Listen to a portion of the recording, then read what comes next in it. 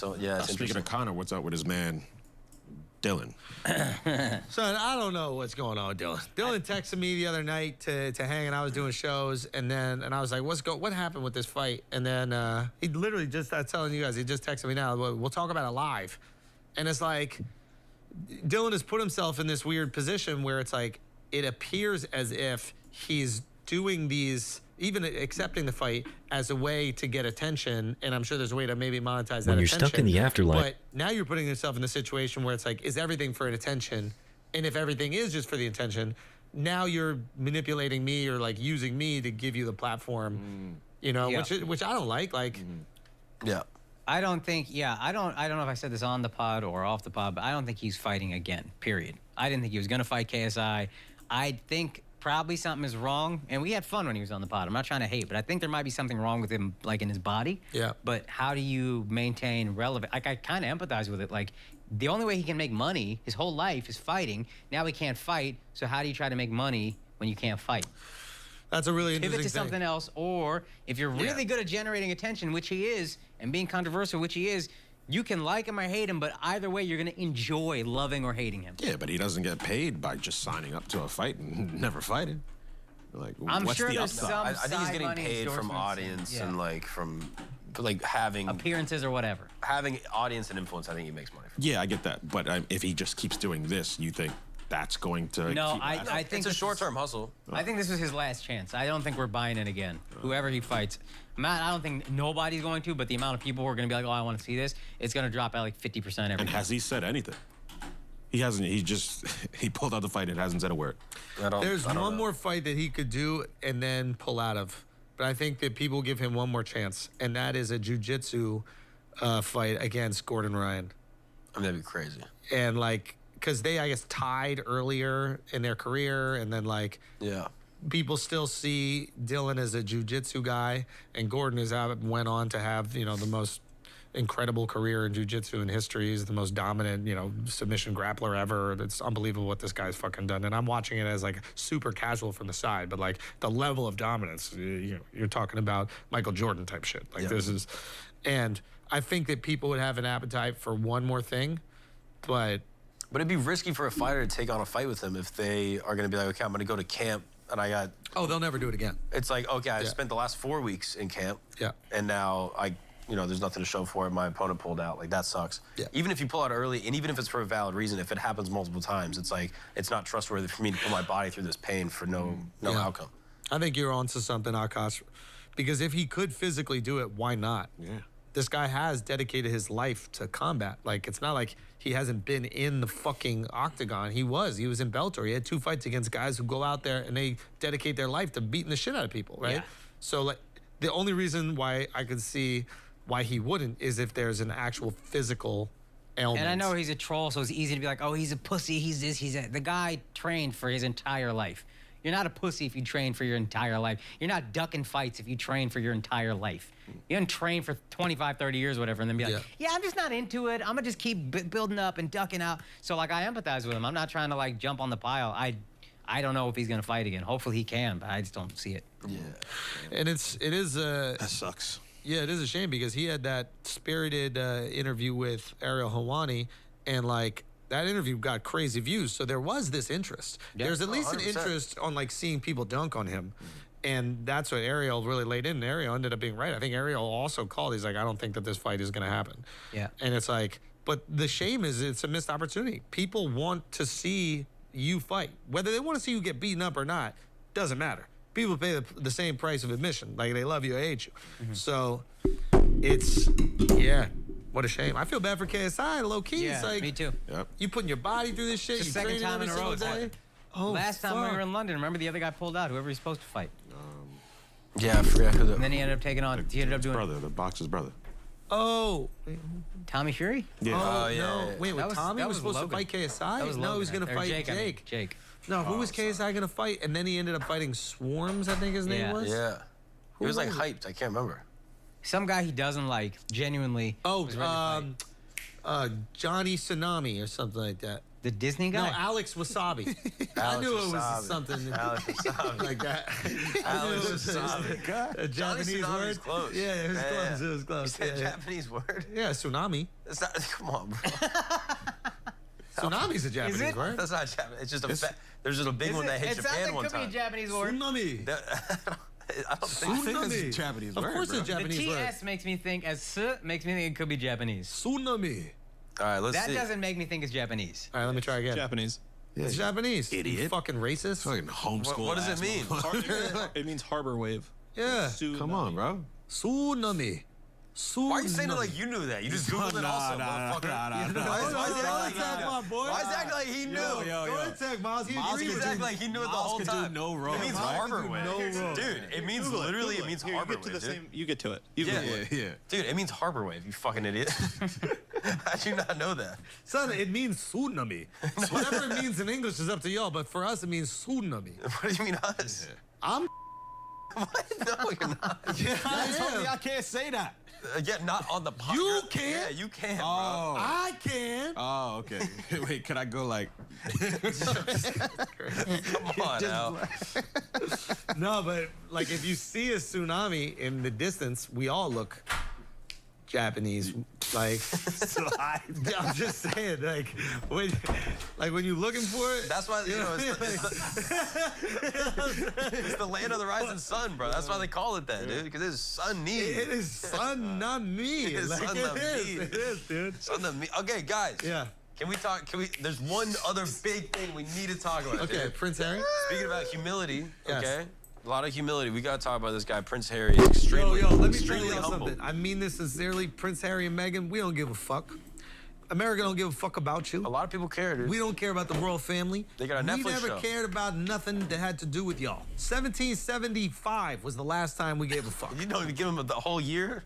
You don't even give him For the that whole 76. year we cared, yo, because we were like, are we still gonna be part of it?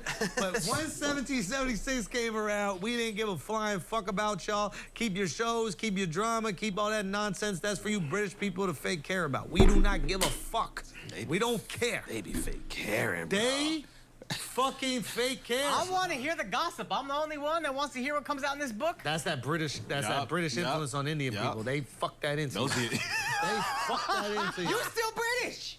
Nah, I ain't British. You British. I'm from Scotland, son. You British. Bro, that's the most fucked up shit I saw from British. colonization. though. Hey, hold on. Oh, Hold on. you put a musket up? like, what is Hold on, going we on? getting I different thought weapons you out jerking here. someone off real quick. We thought you had a getting giant different dick. weapons. Yeah, damn, I bust I out my shut- Elmer foot, bro. You better watch out now. How big is that dick you just jerked off right there, bro? Huge, That was a huge huge. dick. Okay, Yeah. The king's dick. we don't Yeah. care about Meghan. We don't care about Harry. Yeah, that might have been an Indian thing, bro. India's got some weird traditions, by the Yo, way. yeah, we're gonna get to that one in a second. But hold on. We're gonna get to Oh, that. that's a great story. Hold on, we're gonna get to that one in a second. But just to clear up this Harry Meghan shit. Yeah. Okay. Can you explain first Okay. off? We don't care about y'all. We gonna gossip about it. That's You know what I'm saying. Yeah. Thank you. We like Gossip. a little gossip. I want to You know what I'm saying? gossip. We like shitting on people that we don't like. Yeah, That that's think true. they're important. Yeah, You know. that is true. First of all, Harry and Meghan are the wackest motherfuckers because they really don't realize that people don't care about them. Like, they moved to Montecito, like, this is the fancy part of Santa Barbara, right? And they were, like, renting out the restaurants and being like, it just needs to be just us when we go out to eat here. Y'all are broke. Y'all got no money. British compared guy to the with red people. hair? Y'all got no money. Do you think compared people to- think that he's Ed Sheeran?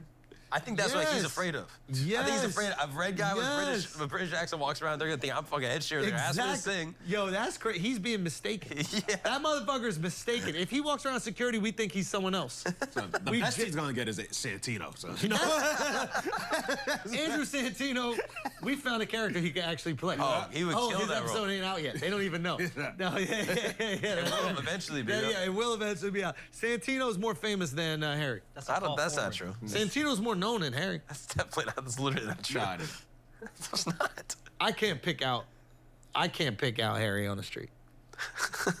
I Say can't pick one out Harry Harry on the joke. street. You don't know no Harry jokes, Exactly. bro. Exactly. Harry had a podcast. I think that No, he had a canceled that shit. fire joke, bro. He had this Nazi joke he did. Oh, yeah. On Halloween one time. Yeah, Where he you dressed saw up as that. a Nazi. Yeah, you saw That that. was awesome. That was crazy, very right? funny. That was yeah. crazy. And then what he tried, Kanye.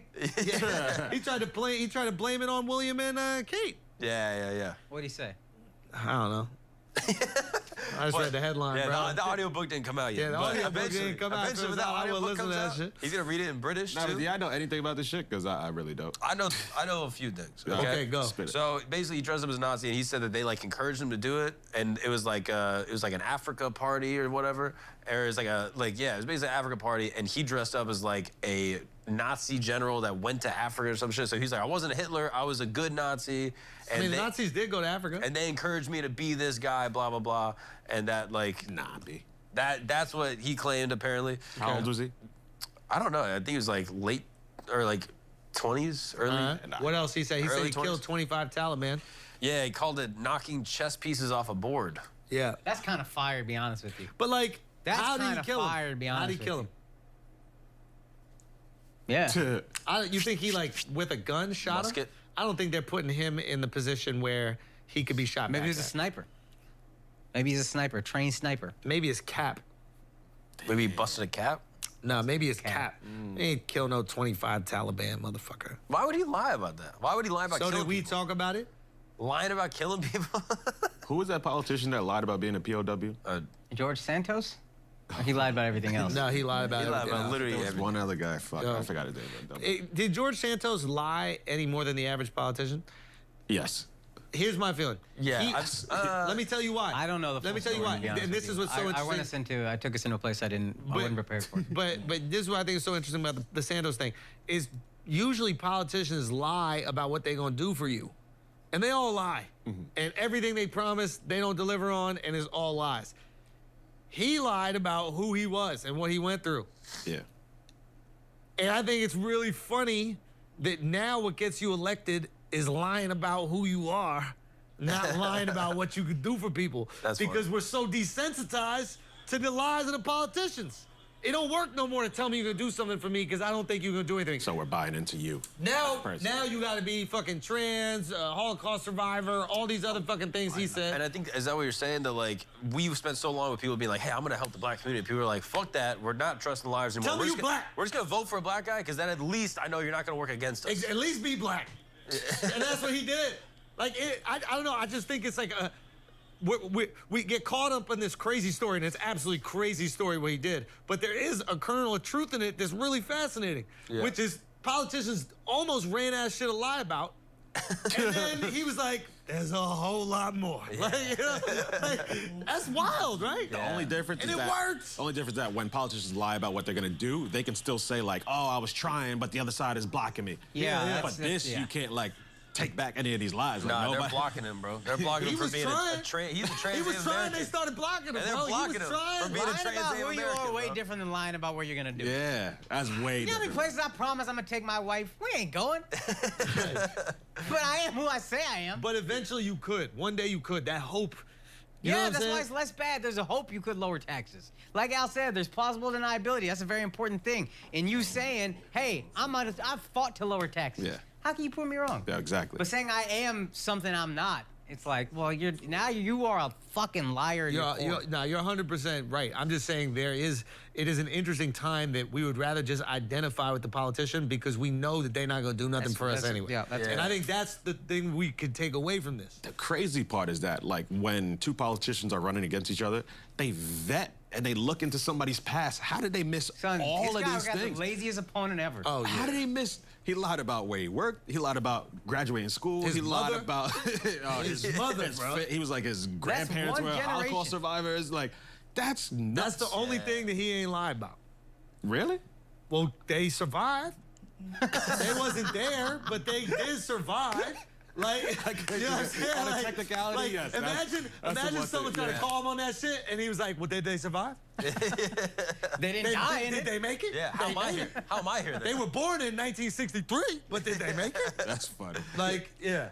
If someone lies about who they are to get into office and we find out it's a lie, should we vote to take them out? Yes. Can you do that? Yes. I think it depends on the size of that lie. But I think you should let that be up to the vote. If people are like, it's a little lie, You want whatever. to revote?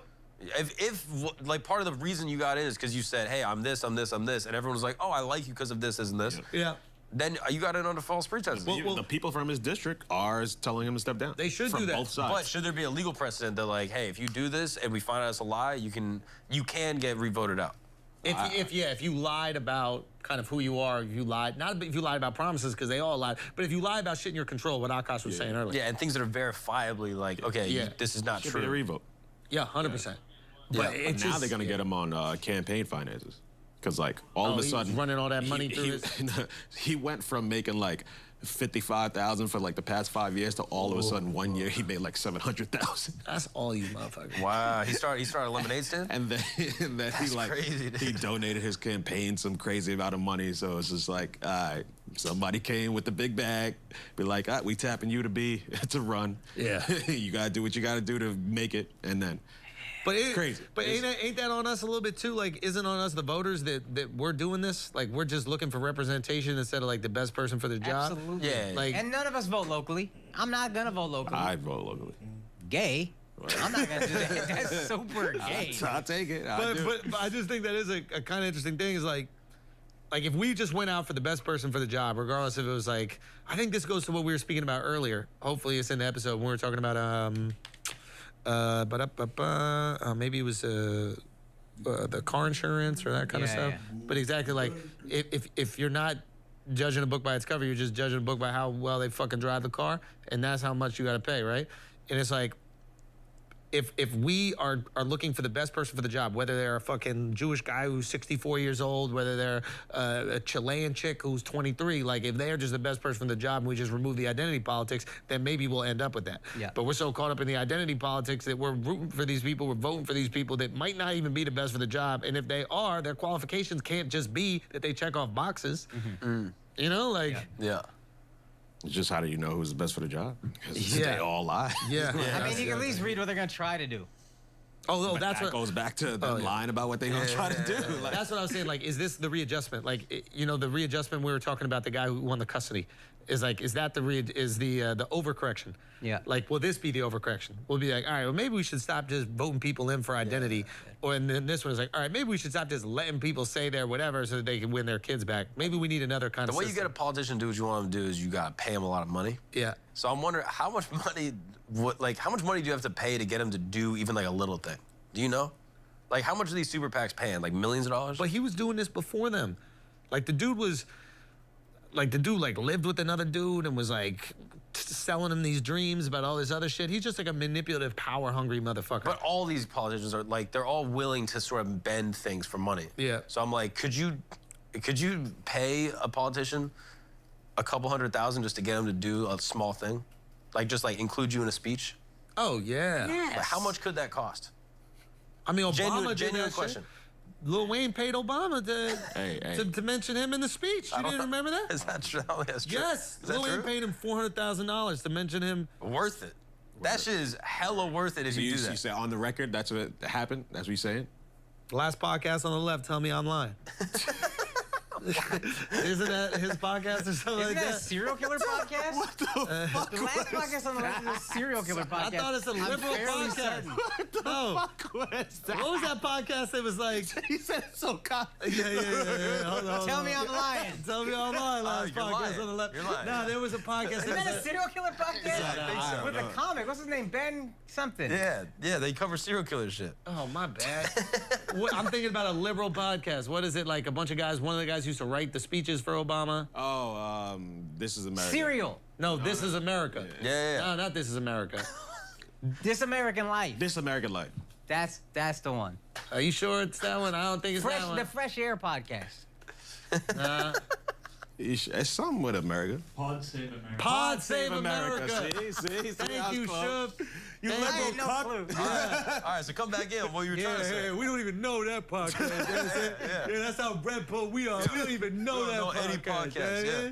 Thought that shit was last podcast on the left. But You know what I mean? Doesn't that sound like a liberal podcast? No, it doesn't. Doesn't that sound like like the No, last it does. podcast? But The it's last such a podcast on the popular left. podcast. There's no more podcasts for liberals. This we're is the last one on the left. That's the last one. Yeah, It's That's such a a liberal- popular podcast. I Probably can't by believe- liberal cucks. There's probably liberal cucks that listen to it. The serial killer podcast. All our girlfriends are probably listening to it.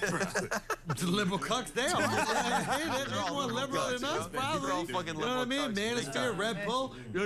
100%. Come Bro, on, you son, could let's pay go. literally Joe Biden. I honestly think $100,000. He'd forget. He mentions the podcast He'd forget. in his speech. He's like, I was listening to Flagrant.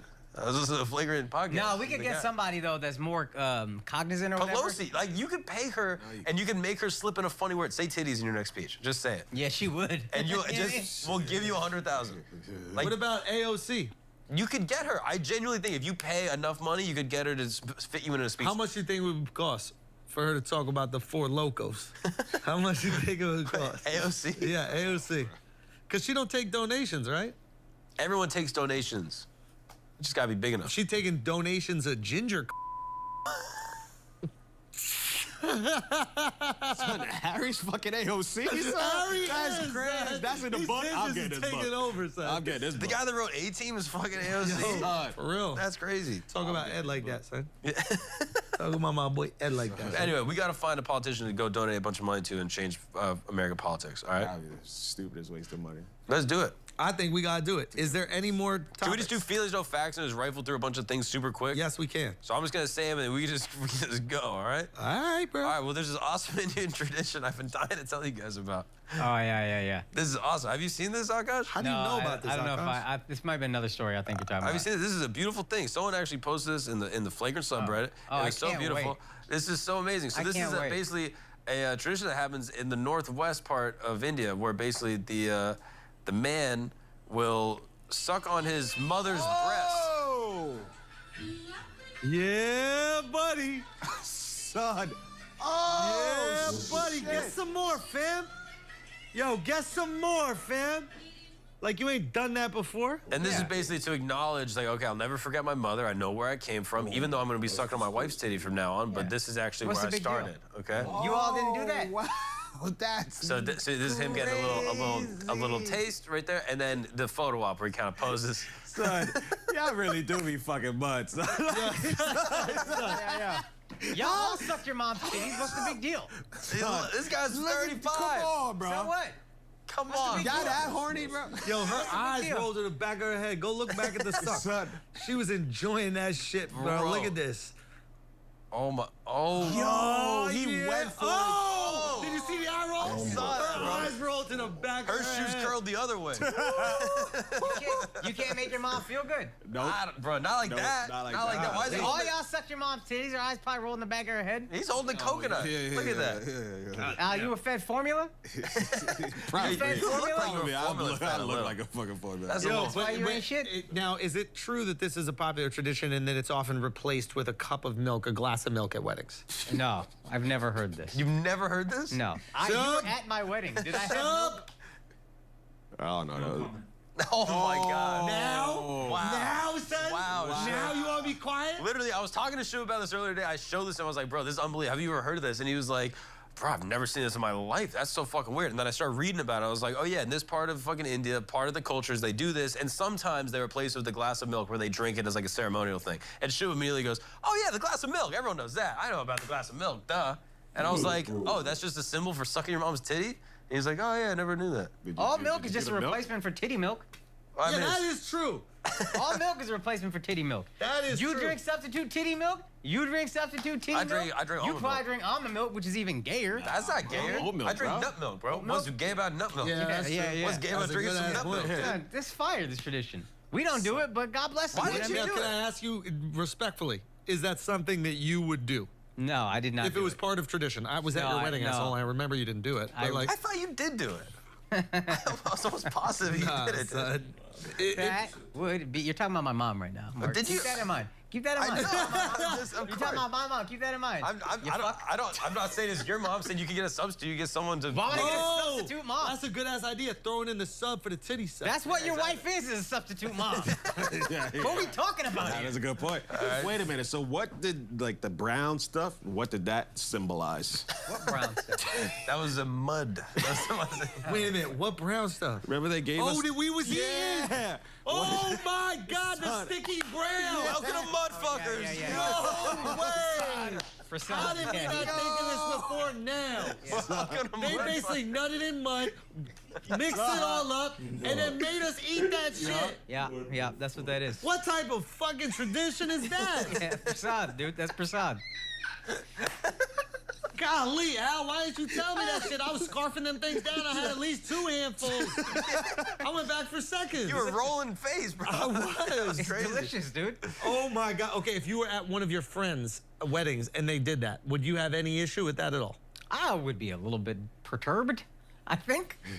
A little bit perturbed. And then how would you? That he was hogging it? Yeah. How would you? How would you word it? How would you word it to them? I think I would just be like, what the fuck is happening right now? I think I would But you'd just be be like, respectful of his culture. You'd be yeah, I think respectful. I'd be like, anybody else notice titties are getting sucked in public? Yeah. Can I also ask another question? Is the titty that accessible from the sari like that? That it's just one bot? Yeah. Really? Do they wear bras? Do women wear bras? There's yeah, the cloth. That's like the bra. There's a bra built in, I believe. Am I wrong, Shub? Tell me if I'm wrong. First Yeah, sports bra right there. don't even answer. Let's just sit in this for a little bit. Hold on. So you gonna tell me in a spool of silk, there's a bra magically built in? No, there's a thing that goes around like a halter that goes around the breasts. That's a separate piece. Oh, it's a separate piece. Yeah. Okay, And so then it's not built in. Yeah. Okay. No, I'm saying the bra padding might be built into that separate piece. Ah, gotcha. There's an undergarment. Yeah. Gotcha. Okay. So it's not like a typical bra we would think It's of not the like you West. hook up in the whole Saudi in one. You know what I mean? Yeah, that's what I thought you were saying. You put on that piece and then you drape the Saudi over. I mean, this is a beautiful tradition. Honestly, it really is. I really think it is. I have another beautiful tradition. Ronaldo is able to rewrite Sharia law instead of having to marry his girlfriend. That's fire. Yeah. Inshallah. So basically, he got traded to, what is it, Al Nasir, which is the Arab team. And they have a law in Saudi Saudi team. Arabia, or yeah, it's a Saudi team. And they have a law in Saudi Arabia that says, hey, if you're not married, you can't live together. Yeah, it's called Sharia law. Yeah, I mean, that's what some people call it. Some people Yeah. call it, the modest rules. Yeah. No one calls it that. Nobody. But they broke the rules for him. I was trying to think of something. I was like, is there something funnier than Sharia? I was just going to keep moving. I I was just thinking, I was like, heard Miles chuckle. Okay. look up Harbor Wave, Miles. Listen, okay. So let's just talk about it. Let's just talk about Let's it. just talk about it. Okay. I was told that this law doesn't really apply to foreigners. Yeah. But it's a fun way of making Ronaldo the GOAT. Like, he's so impactful, he could get them to change Sharia law. That's kind of crazy. Yeah. Oh, I was actually looking at it from Saudi's point of view. Which and I is? was just like, yo, the Middle East is coming for the like PR crown almost. Like the way we've always kind of looked at it, a place that's like inaccessible and we'll go travel to Europe or America or wherever. The Middle East is going to become a big tourist destination, I think. And I really think they're using all of their wealth and just buying positive PR in the best way. They're getting Ronaldo. They got the World Cup. That's the I don't think it's an accident they got the most popular sport in the world to have their World Cup in the Middle East. You know what I mean? Like, then let's get the most popular player, maybe second, to come to our league. We'll pay him $400 million. Money means nothing to us because we have so much oil money, and now it's invested in everything. It's just making money. We're the richest place in the world, and now it's gonna. And then we'll tweak the laws enough that you guys will overlook whatever fuck shit we're doing and be like, let's just go visit the Middle East. Now, for everybody that was like, yo, the West has been ruined by capitalism and all these other things, and they have no laws, they have not laws, but they have no morality, they've lost their virtue.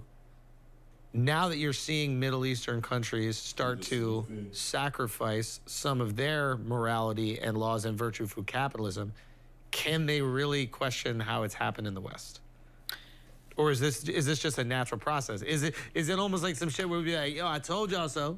You saying the West is so different. You gonna be here too in 30 years, 40 years? I think it's very easy for those of us without money to talk about how money corrupts you and how dare you. And then when money gets given to you, you're like, oh yeah, this being corruption is fun. They probably got like conservative commentators in Saudi Arabia, like, we can't let this happen. Like, we're gonna backslide. We're gonna like fucking, this is slippery slope. They let this happen. They're gonna let this happen. But like, Mark, you don't think that the state who's paying for that is gonna allow there to be dissent?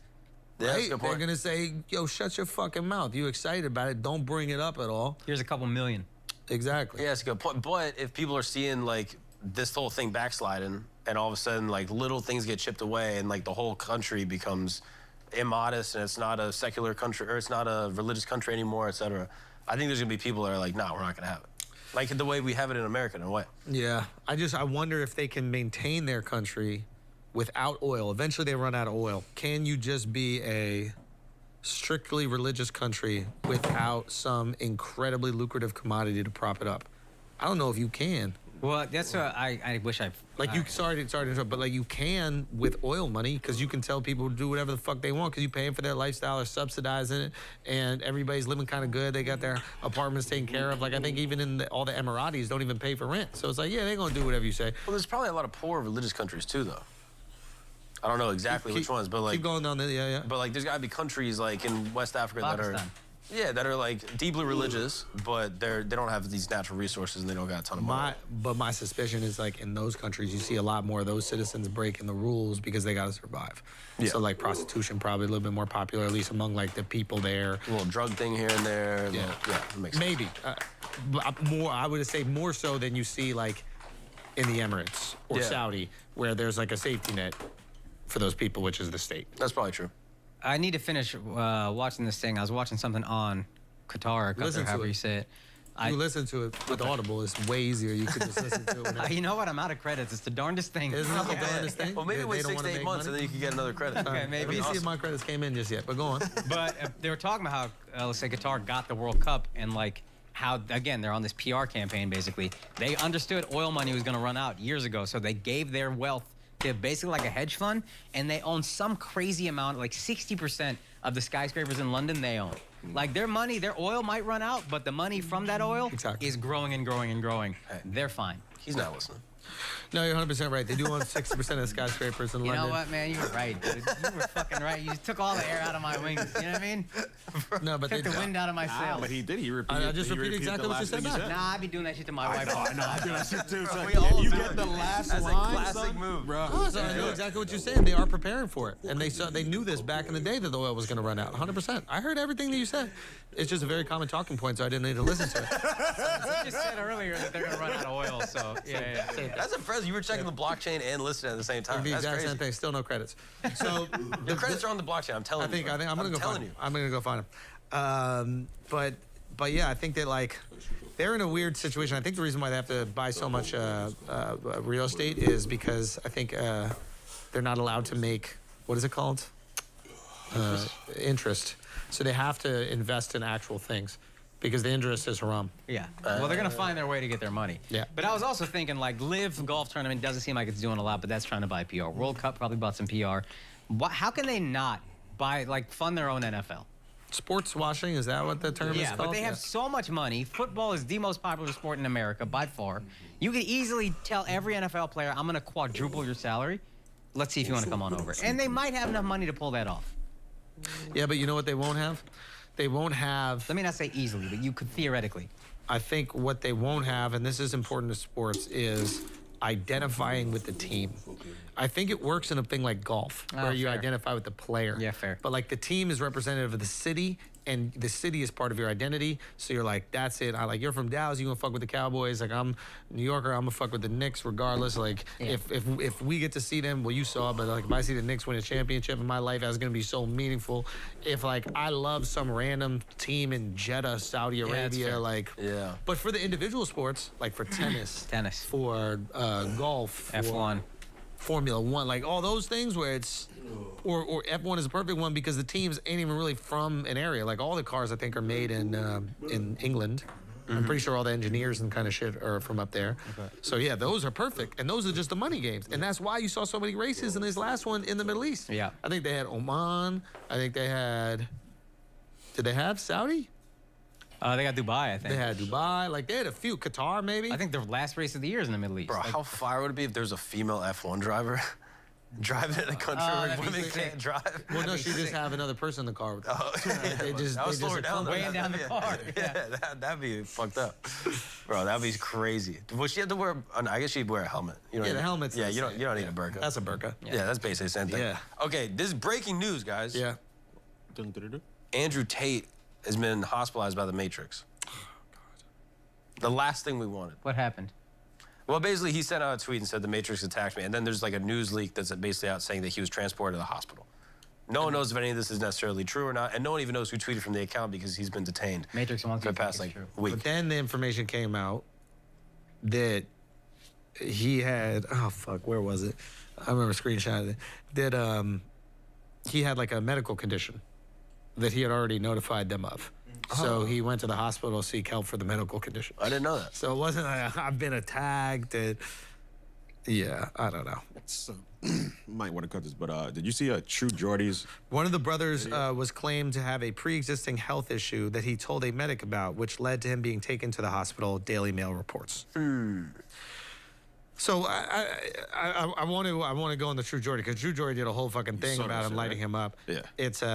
It's really interesting. Like a few different things can be true about this. He can be an incredibly engaging speaker, have interesting thoughts about gender identity, and know how to package them in a way that just lights the internet on fire, be incredible at debate when it comes to these types of things, and also be funny.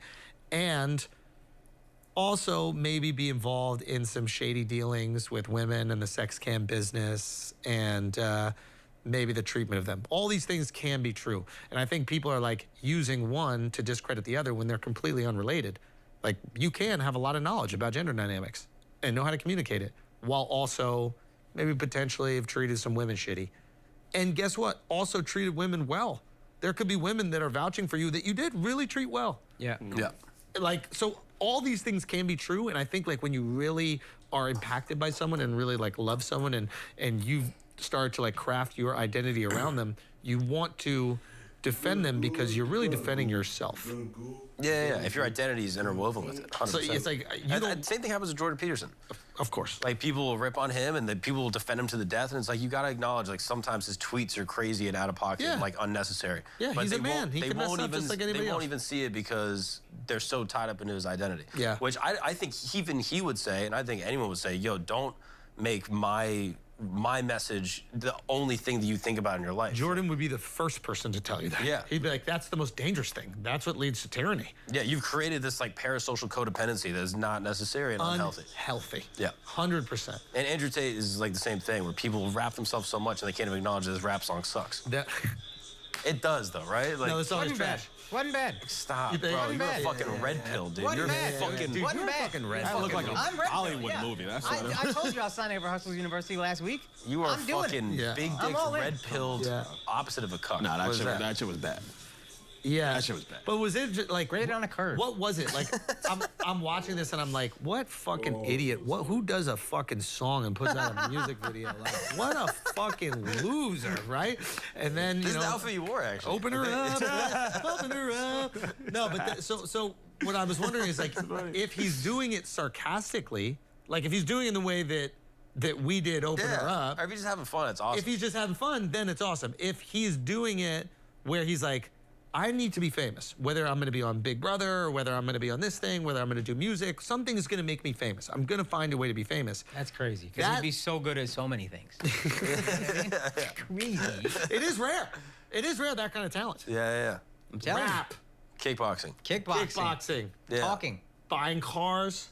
Yeah. Bugatti. Nobody's been able to buy cars like that, right? So he says it. Bugatti. Fire. Pronouncing, No, Yeah. pronounce it. sick pronunciation of pronounce- words. Great. Yeah, that's true.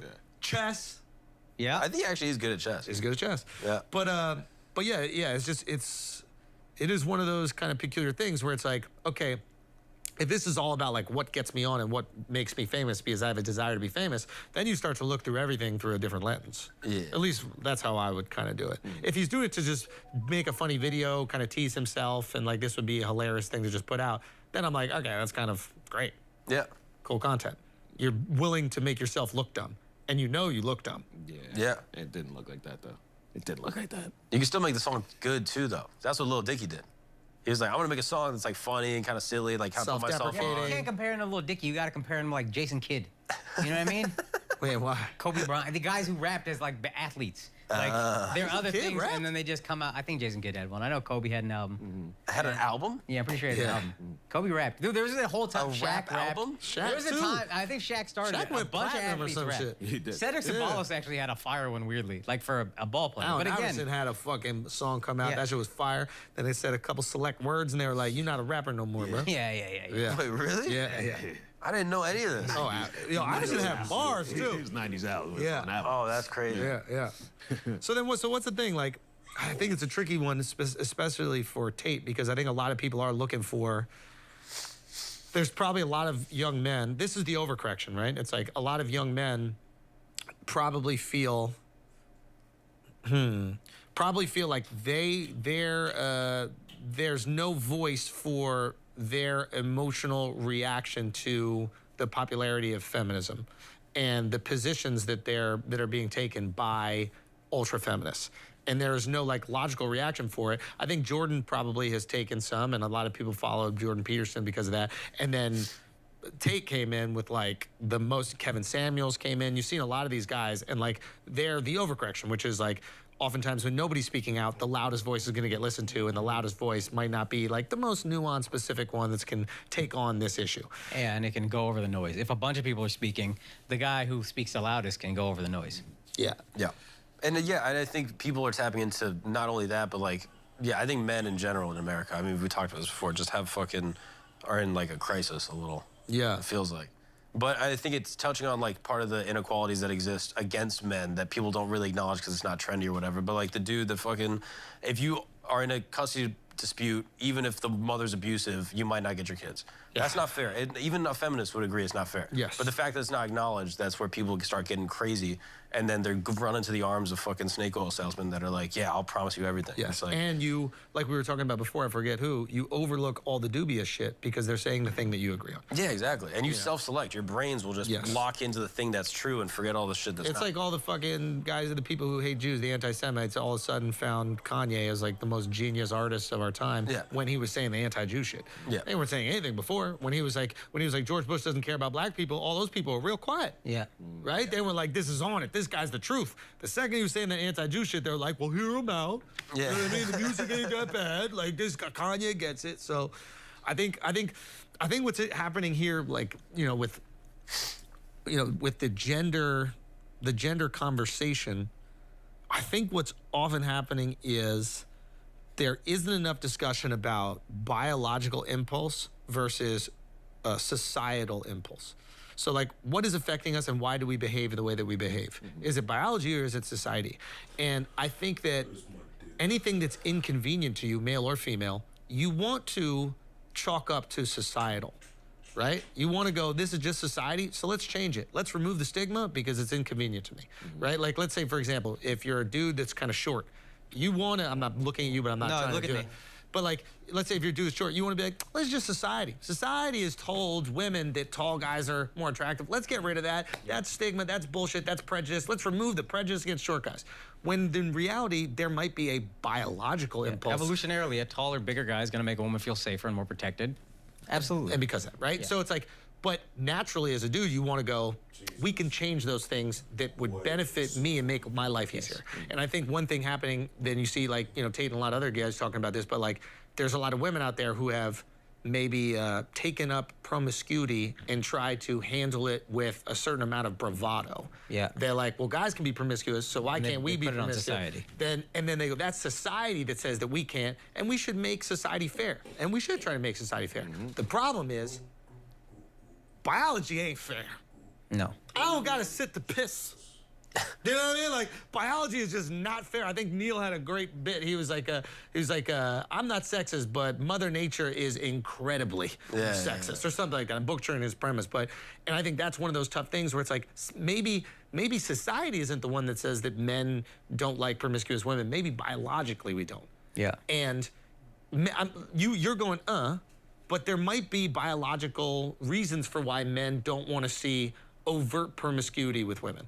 You can accept that, right? Yes, absolutely. And like, that might be completely rejected by an ultra feminist. And that might be really frustrating for a dude who's like, hey, I don't think it's society telling me this. I just don't want to know about all your exploits. And I don't want to know about that. And I'm not this insecure loser because of it. I'm the result of millions of years of selective mating. Across every species. That made me feel like this. So it's like, and I think the problem is now there's a lot of women who might be, bragging about their sexual exploits and might unfortunately be like suffering the repercussions of that.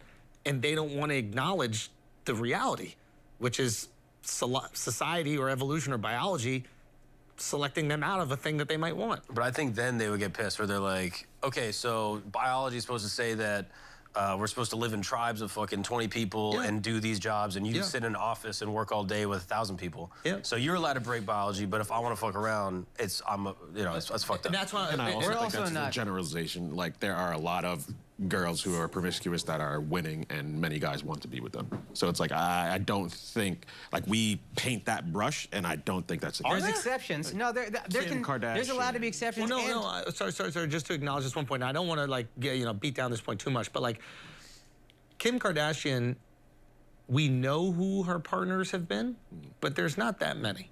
If you really want to calculate it, like we probably know of like maybe 10 people that maybe Kim has been in with publicly. The average public knows, and like 4 of them have been her husbands. But according to the Manosphere, that's one too many. If you, I think if you had, that's the overcorrection. they want virgins. I think that's the overcorrection. I think that's the exaggeration that gets all like that gets everybody's eardrums perked. Yeah. But I feel like the reality is we're talking about the girls who like I got 100 bodies, I got 300 bodies. I'm like the girl who pops up in some fucking Instagram TikTok where it's like I was sleeping with my boyfriend, then I went to a gas station and my ex cream pied me, and then I went, and it's like a guy hearing that.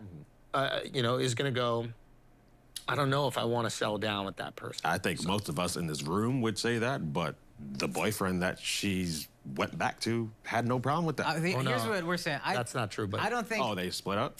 yeah, he didn't know about it. She did it behind his knows about back. it now. I don't think any of us are defending red pill type shit where it's like the most extreme. You can only have one partner, blah, blah, blah. Society has room to grow and evolve, and we shouldn't just have women, oh, you can only have one partner. Oh, we choose your husbands, etc. But evolutionarily, there is a thing in men based on the fact that I don't know if a baby is mine until like 1980 or whatever. I'd want a girl that has less partners.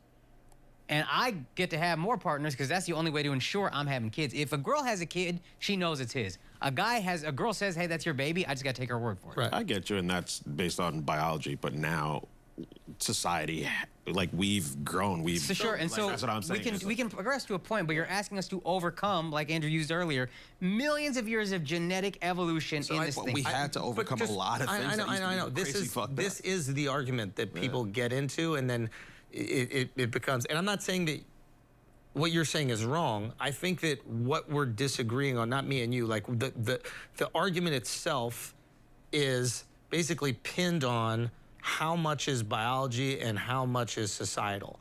And we make that decision based on how inconvenient it makes our life.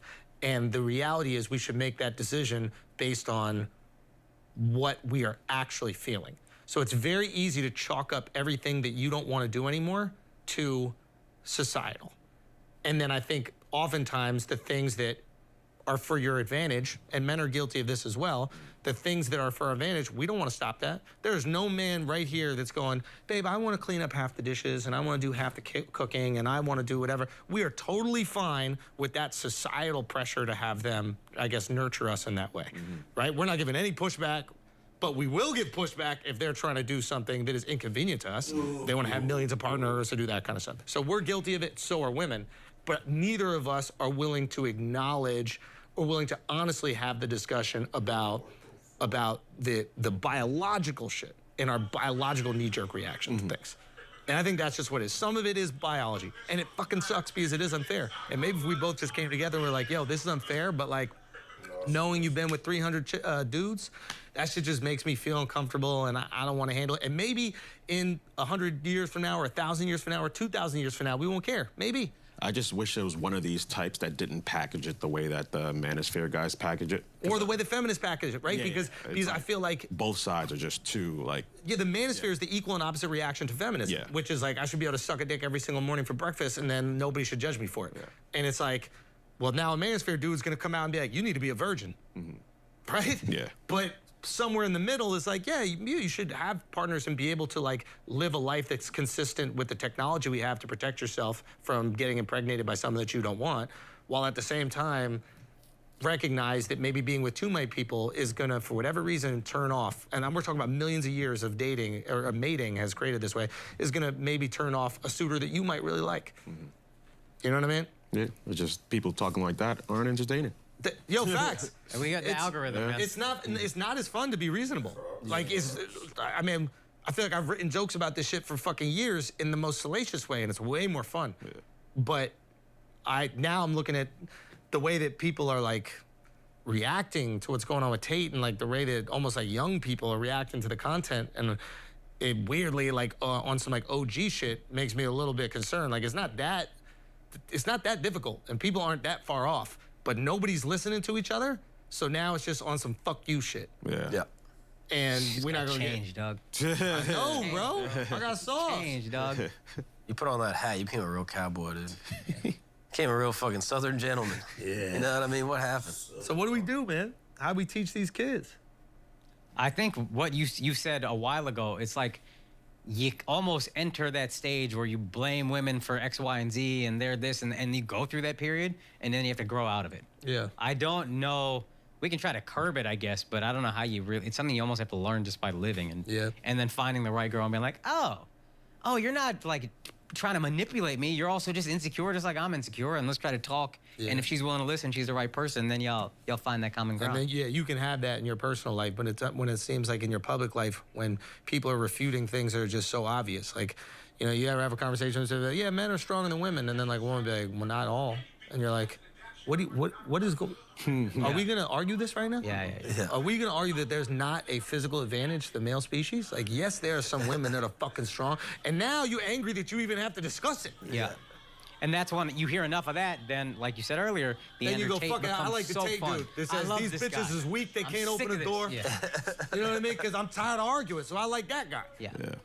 I was talking to FA about this earlier, but it's like, this is the problem with cancellation.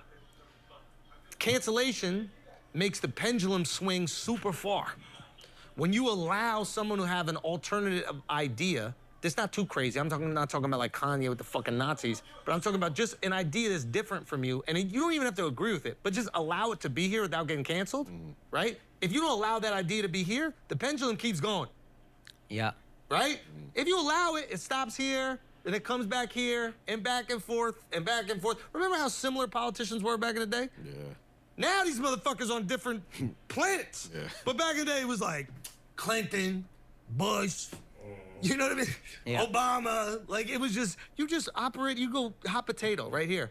And now when you don't even allow an idea that is even close to yours, you let that pendulum keep swinging until you have the most extreme version that's real fucking loud. You're also only talking to people who think like you, so you're all just moving the pendulum this 100%. way, and then they're all moving their pendulum this way. And that shit just keeps going. It's so crazy with presidential candidates. They used to, when they're in the primaries, they were running for all the things that their base wanted, and then once they got elected, What's the party? then they come back to center. And now it's like, we're kind of saying all the same things, but just a little nuance. Now it's like, you stay on your side and you keep pushing just I on your kept side, thinking in man. Like, it 2016. just stays like that. Fuck y'all. Yeah, I it's crazy. I kept thinking Trump is going to come back to the middle when he was doing in the primary saying that watch it, and then he just did not. Yeah, that shit is done. That's crazy. You gotta let other people at least say some shit.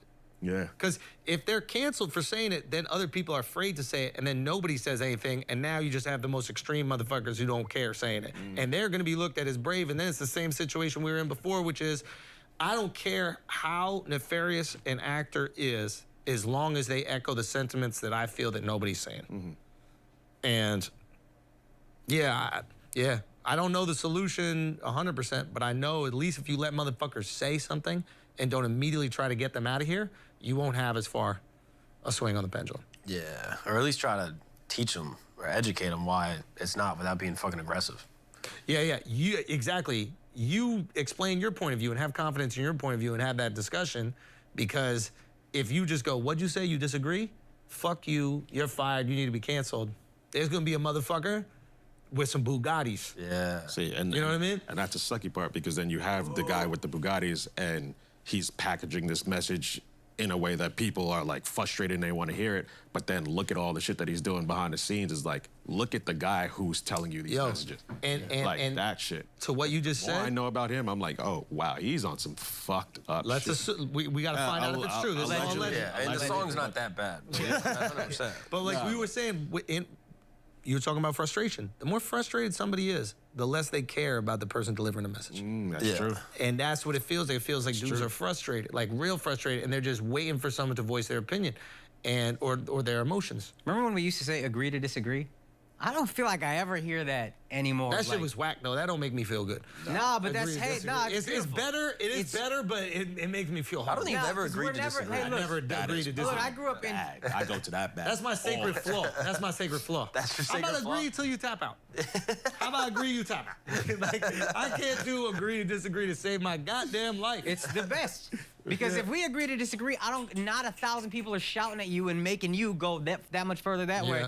Hey, we just don't see eye to eye on this, and we'll both probably be right here. Yo, but if you I know- yell at you, you going this way, and I'm going this way. You know the thing that's helped me is to get, because I can't just agree to disagree. I got to be like, agree that you understand why I feel this way. You don't have to agree. That's fine Just too. understand where this is coming from, and I'm not an asshole or a piece of shit or a monster. That's valid. That's beautiful. And you could think it's wrong, and I'll understand. Like, this is even great when I'm like disagreeing with shit with my wife on. It's like, at least know I'm coming from a place that wasn't a jerk, and I apologize if I communicated, but like, Yeah. just know that the place I was coming from was good. Yeah. And I think if politically we could start doing a little bit more of that, like, why don't you want to pay more taxes? Because these motherfuckers in the government don't do shit. And then you go, don't talk about the government. You don't care about that. Because I'm trying to keep all the money I make. That makes sense. that is resonating. That is stop talking about the government with the bridges. Even if the government spent the money so efficiently, Yeah. you still wouldn't want to pay them. Yeah. Like- I still wouldn't.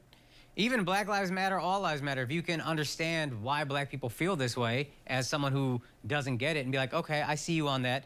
And then if you, like I did shows in Toledo and I saw like hopelessness there.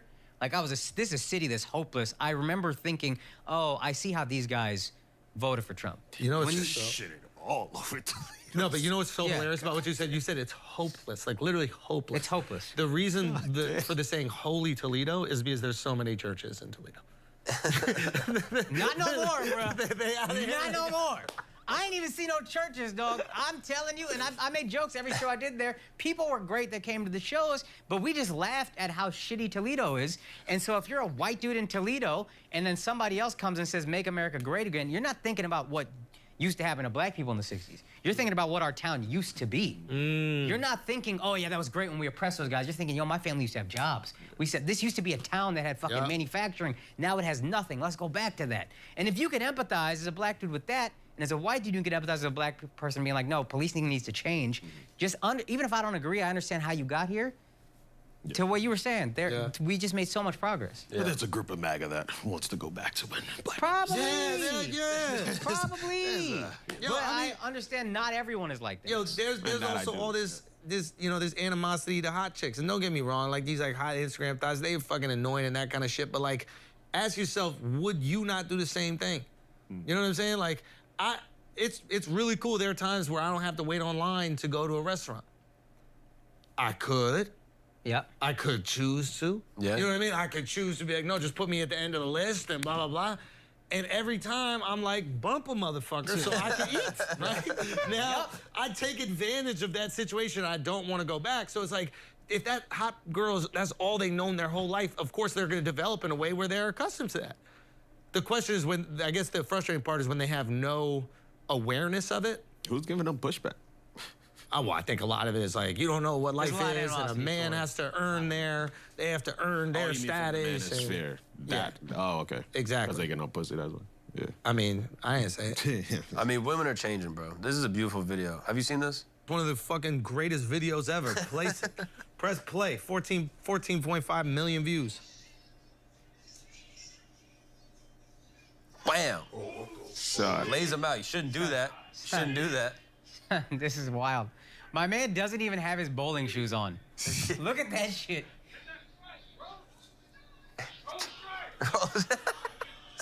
That nigga sleeping. Son, that is ill.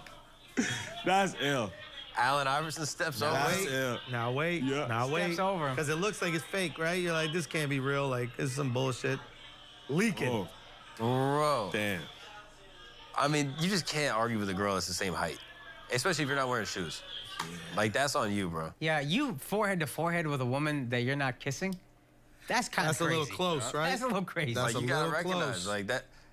Like, there's nothing that could go right in this scenario. Nothing. She, yo, that's crazy. I mean, quick hands. I'll Son, be honest. that's a 6-pound bowling ball or whatever she got. That's not. I mean, that's not heavy, but that's not nothing. Bang. Damn. You knew quick that was a 6-pound. Yeah. Pink ball, dog. That's You my can use shit. it. That's my shit. I mean, honestly We impressive. should go bowling. That would be fun. Yo, we should This go shit just made fucking me bowling, right? bro. I would I think 100%. you want to bowl. Yo, I miss bowling, dude. Right? Don't you remember going bowling? Yeah, You know what I mean? Bowling. Damn. All right, guys, listen, that's been the episode. We appreciate y'all. We will see you on Patreon. We'll see you on the next episode later this week. Patreon.com/flagrant2, by the way. Make sure you join up to that. And we'll see you another one. Thank you so much. Peace.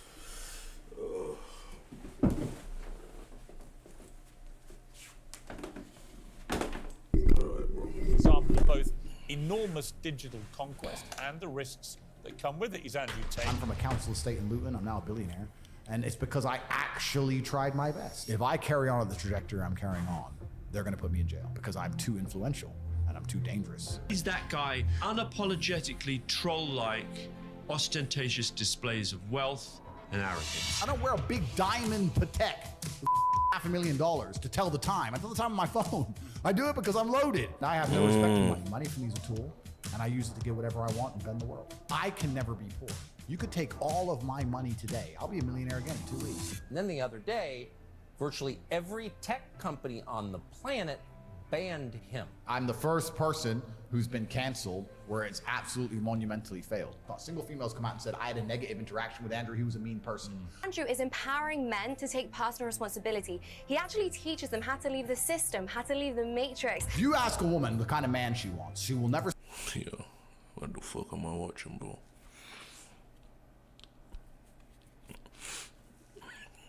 The bango, the bango, the bango, the bango, the bango, the bango.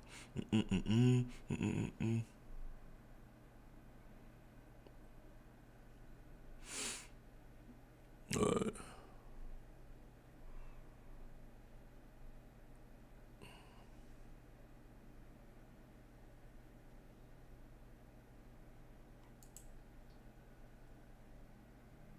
Without further ado, let us move along to our next guest. As I said at the top of the are the way She's so beautiful. What am I about? Sorry. Yeah, so fucking tired, bro. The bango, the bango, the da da da da da da da da da.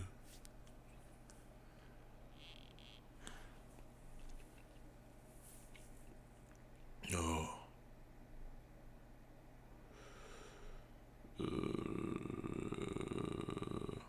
What time is it? Alright, I'm gonna work out. So, whilst I work out,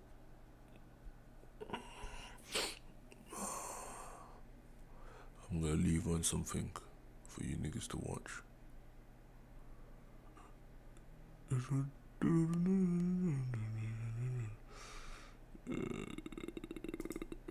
When a punch hits your face, it's like your legs go and everything like shuts off. Like if you get rocked and you see like a person I'll go be down, back. I'm gonna go work it's out not and that they have a go down like, shower. oh, there's so much pain, I have to go Get down. changed. No, you get be hit back. and everything shuts off. Knockout, as one of the possible outcomes in the fight, was always considered an inseparable part of fighting culture. For the short time that mixed martial arts were developing to the current level, the number of knockouts is incalculable. Indeed, as the time passed, the loyal fan base began to have their favorites, who happened to be quite successful in the craft and mastered the art of knocking people out to the extent that many began to directly associate them with that manner of ending the fights. Concerning this topic, we'll bring to your attention 10 knockout artists of the UFC. Please don't forget about the likes, comments with 4 words, and subscribe to the channel. Here we go. 10th place, John Lineker. Lineker's scary. Lineker's super scary. He's terrifying. So well to the fight. Oh, nasty here. Another huge that could be it. Down goes O's Collection. That'll do it. John Lineker. Oh, another knockdown. John Lineker, nicknamed Hands of Stone, is the Brazilian MMA fighter. Currently he is only 32, but his professional record consists of more than 40 fights. This guy successfully competed in the World's Best League from May of 2012 till April of 2019, even though his career started back in 2008. Right now he is on a 4-fight winning streak and competes in the major Asian organization called One Championship. He has 17 knockouts on his resume with 35 victories in total. On top of that, he is a former champion of a popular local jungle fight promotion and a Nitrix Fights Grand Prix winner. The bigger portion of his fame came during his time in the UFC. In just 8 years within these walls, he had 16 fights, 4 decision losses, 5 decision victories and 7 knockouts. A couple of years ago, when the Brazilian was smashing fighters in the World's Best League, the MMA community was anticipating his fight with the Russian fighter and a former champion, Petr Yan. Unfortunately, this fight did not happen, even though the fans wanted to see this matchup. Both are quite similar in their styles. Both like to pressure, throw a barrage of strikes, and force their will. One can just take a look at what he did to Michael McDonald. Oh, another knockout, John Lineker! And what to say about his wins in One Championship after he transitioned from the UFC. Just look at how he gets rid of everybody in his way. Oh, beautifully done! That's good night, Irene! We've got to not want to get against that wall. Uppercut, hurt him! Oh, yes! Oh, yes! Oh, smack bang! Smack bang! It's good night, Irene! Hands of stone! Lazy! Who knows, maybe in the future we'll see his fight with Petr Yan in the octagon. Let's not speculate on that yet. Either way, this guy deserves to be talked about. 9th place, Justin Gaethje. I'm a violent motherfucker. I'm the most violent lightweight on this planet, and I will punch that nut. Big right from Gaethje, and down goes Vic. No, he cannot. Justin Gaethje. Gaethje has him down. It's over. Justin Gaethje by first round knockout again. Damage these boys. Yeah, Gaethje with some. Oh, he got him with a overhand right. It's over. That is it. Everybody knows Justin Gaethje. He's an active UFC fighter who for a rather short time turned from a blunt brawler Seconds. And look at him swing into the bell. Palomino comes right back after that knee. Gaethje. with powerful low kicks. Doesn't even flinch. And Palomino can hit him with everything. No record, 6-0 in the WSOF. I mean, the low kicks. See, I told you. Palomino to try to get to Charlie Horse. He's giving him a Charlie. This is a And heavy overhands. Wow. And Gaethje looking to end Into a balanced and elite striker. Highlight is 34. He occupies the number 3 spot in one of the most competitive weight classes in the UFC. For his whole professional career, this guy beat many top fighters. Every big event with his features is a true show. He always managed to impress with his skills, fearlessness, bones solid like a steel, and strikes heavy like a running train. His professional record consists of 23 wins and 4 losses. 19 victories are earned by stoppages, TKOs or clean knockouts. He has a lot of notable names on his resume since his debut in the UFC on July the 7th of 2017. He had many Performance of the Night bonuses. Here are his major recent achievements. Mutilated Michael Johnson, who for a long time was seen as a decent striker, beat up former champion Eddie Alvarez, torn hip muscles of the Diamond Dustin Poirier, knocked out cold Edson Barboza, James Vick and Cowboy Cerrone. A broken 12-fight winning streak of the legendary Tony Ferguson, after which El Cucuy couldn't come back to his previous level. Oh my goodness, oh my goodness. What a combination. Oh my goodness. Tony's hurt. He's hurt real bad. He's hurt real bad. They're going to stop the fight. That's it. Oh, man. Wow. The 3-round uncompromised war with Michael Chandler, as a result of which the highlight came out on top. Oh my goodness. What a Justin Gaethje was the champion of a quite known local promotion, WSOF, and a former interim UFC lightweight champion. A former king of this division, Khabib Nurmagomedov, also noted his power and said that Justin Gaethje hit him harder than anybody he fought against. When I fight with Justin Gaethje last fight, it was like when I go to the cage, you know, this guy, he hit like truck, you know, like nobody hit harder than me, harder than Justin Gaethje. His kick, his punch, his left hook, right uppercut, you know, it's like... Currently, as we said earlier, Justin Gaethje is a number 3 ranked lightweight, and perhaps in the near future, we will see him in the octagon again for another big show. 8th place, Dan Henderson. You know, I just absolutely love the sport. And I wanna say thank you to the fans for making this fight happen, and thank you to Michael Bisping for giving me this opportunity.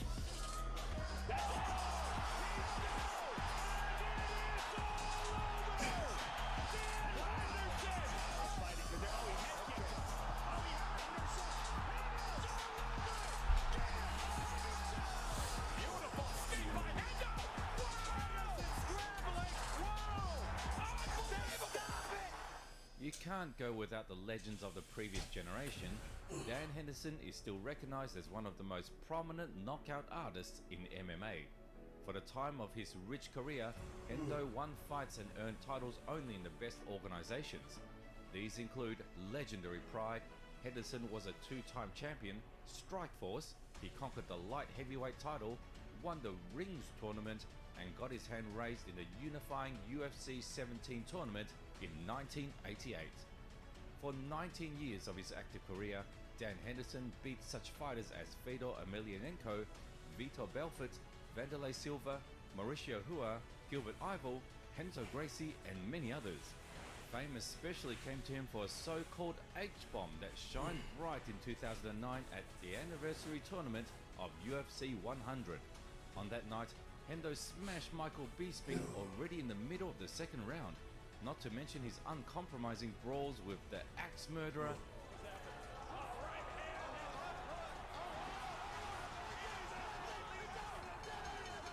and Mauricio Hua. By the way, his fight with the latter is still this day considered as one of the most vivid ones in UFC history. 7th place, Yoel Romero. I ain't scared of no man on this planet apart from Yoel Romero.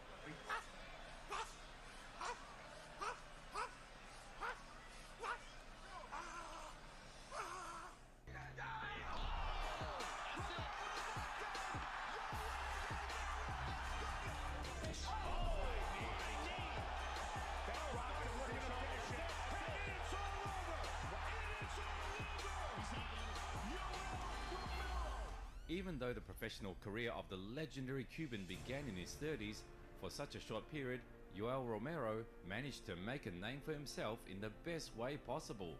In just 13 years, this guy earns 15 wins and only 2 of them went to a decision.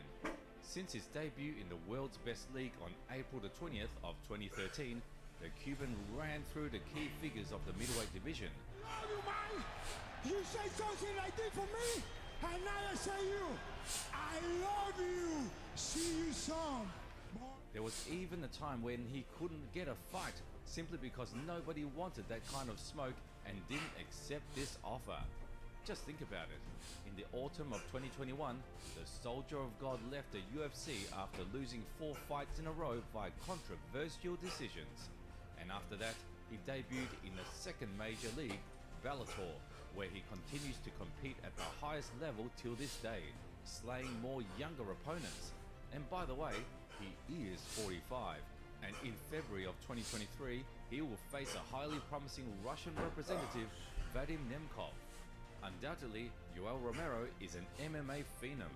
He is still in fantastic shape and entertains his fans with high quality performances. And even though his career could be more successful if he came in this career earlier, still, his contribution in martial arts is huge and he rightfully deserves this place in our top 10. 6th place, Jeremy Stevens. This guy TKOs people. When I knock people out, they don't fucking move.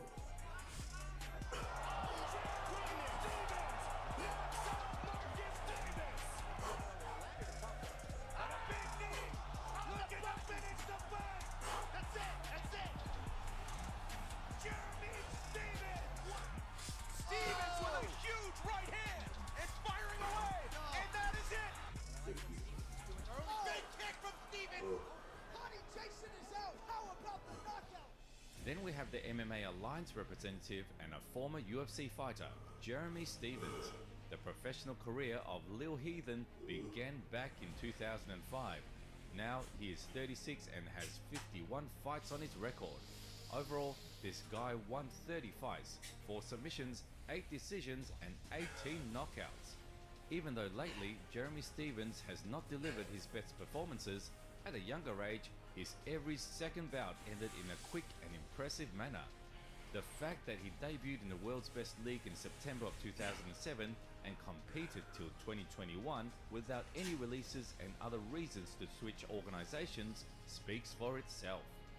In his best years, he gave a lot of problems to many top featherweight fighters and lost only to the best of the best, and that deserves respect and a place on our top list. 5th place, Derek Lewis. No, that's what I want to do. That's what I want to do. Nice combination. There goes Gonzaga. He's out. The Black Beast. Yanagichi Tavera is out. Dan Bergliana stops it. Big shots. Derek Lewis wins here at home. That is a big, big victory for Derek Lewis. The first one to reach the equator of our list is an active UFC fighter and a number 7 ranked heavyweight, Derek Lewis. Currently, the 37-year-old American is as close as it gets to retiring, and even though his career started in 2010, for these 12 years he participated in dozens of spectacular rivalries. The bigger portion of his popularity, as many other fighters from this list, the Black Beats earned in the World's Best League. Within these walls, he shined the brightest and scored many knockouts over the best heavyweights in the organization. Moreover, as of 2022, he has one of the bigger number of knockout wins for 8 years of competing in the UFC, 13. On top of that, he openly preaches the image of a so-called anti-athlete, has a controversial behavior and calls his potential championship a shame for the division. Yeah, I'm gonna carry it around for a while. You know, I'm interim heavyweight champ. These statements most often appeared in 2018, prior to his fight with Daniel Cormier. He disrespected Popeye's chicken on the commercial field. Frankly speaking, the American always described himself as a fighter who is not fully committed to training. He fights only because he gets paid and doesn't master any aspects of the MMA game. And despite all of that, out of his 26 professional wins, 21 of them were by a knockout. It's quite an impressive stat. That's why the American has this place on our list. Lewis does it again! Derek Lewis with a knockout! I'm here with the winner, Derek Lewis. Derek, why'd you take your pants off? My balls was hot. I understand. 4th place, Sergey Pavlovich. First of all, thank you very much. I'd like to say thank you to Ty. He's a great guy, really strong guy. Honestly, before this fight at the press conference, I had nothing but great things to say about him. And I have to tell you that I do a lot of work to get here and a lot of work to get to my results. So thank you for everyone who's with me on this. Here we have a young Russian representative, Sergey Pavlovich. Right now, Russian heavyweight is a number 3 ranked UFC heavyweight. He is only 30 and tasted defeat only once. The professional career of this guy began exactly 8 years ago, in December of 2014. For the first 5 years of his professional performances, he racked up 12 wins with no losses. 9 of them were via first round knockout, with no exception. Ale Ilja jednou trefil, ovšem další brána je konec.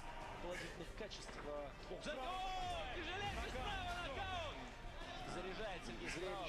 Бразиль тут же попадает тяжелейшим ударом справа. Нокаут. That's a knockout! И пытается добить соперника. promising 26-year-old heavyweight expectedly debuted in the world's best league. His first appearance inside the UFC octagon happened in November of 2018 at UFC Fight Night 141.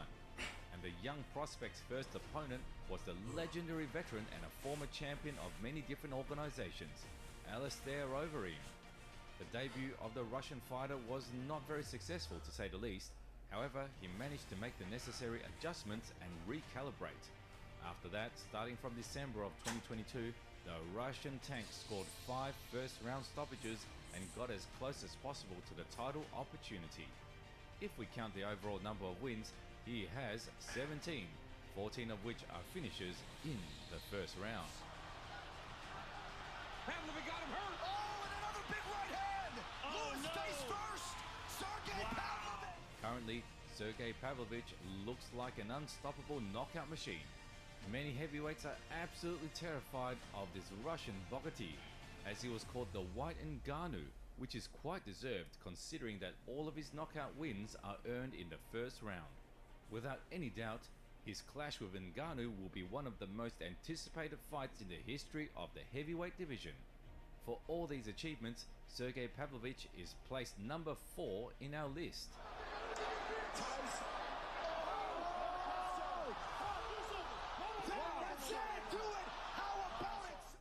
Third place, Vitor Belfort.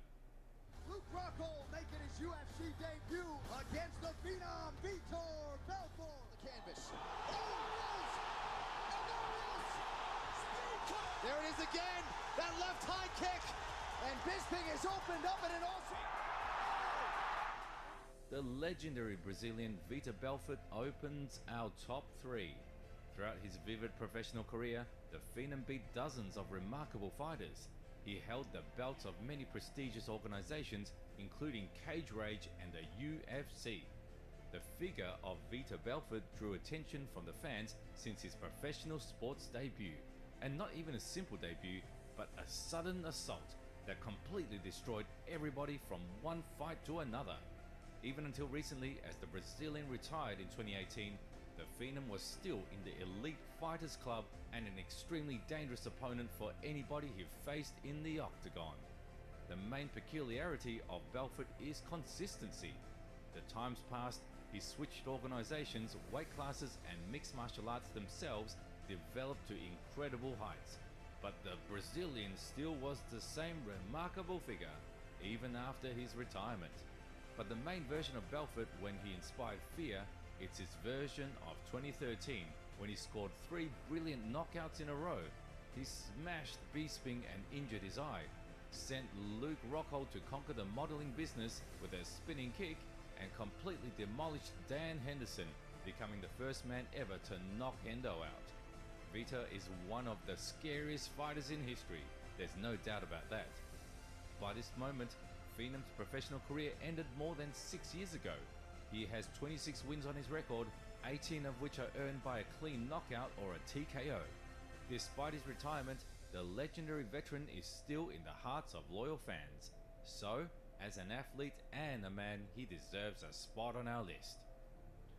Second place, Anthony Johnson. Oh, he's out. He's gonna finish it right here. Interesting. Oh, just like that. It is all over. Anthony Rumble Johnson. In the absolutely deserving second place, we have one of the most terrifying knockout artists in the world. For his rather short, according to common standards, career, Anthony Johnson delivered a lot of spectacular and epic fights. He had a couple of successful runs in the world's best league and vivid wins over many top opponents. In his best years, Rumble destroyed anybody standing in his way. Oh, damn. Oh, man. And now Kyle tries to he's knocked down. He's out. It's over. It's over. Even when he was an underdog, he entered the octagon and proved everybody wrong. The career of the legendary Anthony Johnson had a lot of breaking points, but he always found strength within him and came back with double powers. He changed weight classes, fought for his legacy, and desperately tried to conquer the title. And even though he failed twice at beating the UFC Hall of Famer Daniel Cormier years later, a former champion admitted that nobody hit him harder than Rumble. What contributed to Anthony Johnson's greatness even more is his last comeback on May the 7th of 2021. After his retirement and a more than a 4-year layoff, Rumble performed at Bellator 258 and knocked out Jose Barros in the second round. Not many fighters can return to a former level even after a 1-year layoff, and Anthony Johnson did that after his retirement, all while fighting a severe illness. But the main highlight in Rumble's career that put his terrifying power on full display is his fight with a former UFC champion who lost his title not long ago, Glover Teixeira. At that moment, these guys occupied first and second spots in the light heavyweight rankings, and this fight lasted for only 11 seconds. Already in the very beginning of this fight, the Brazilian's chin got blasted with an uppercut,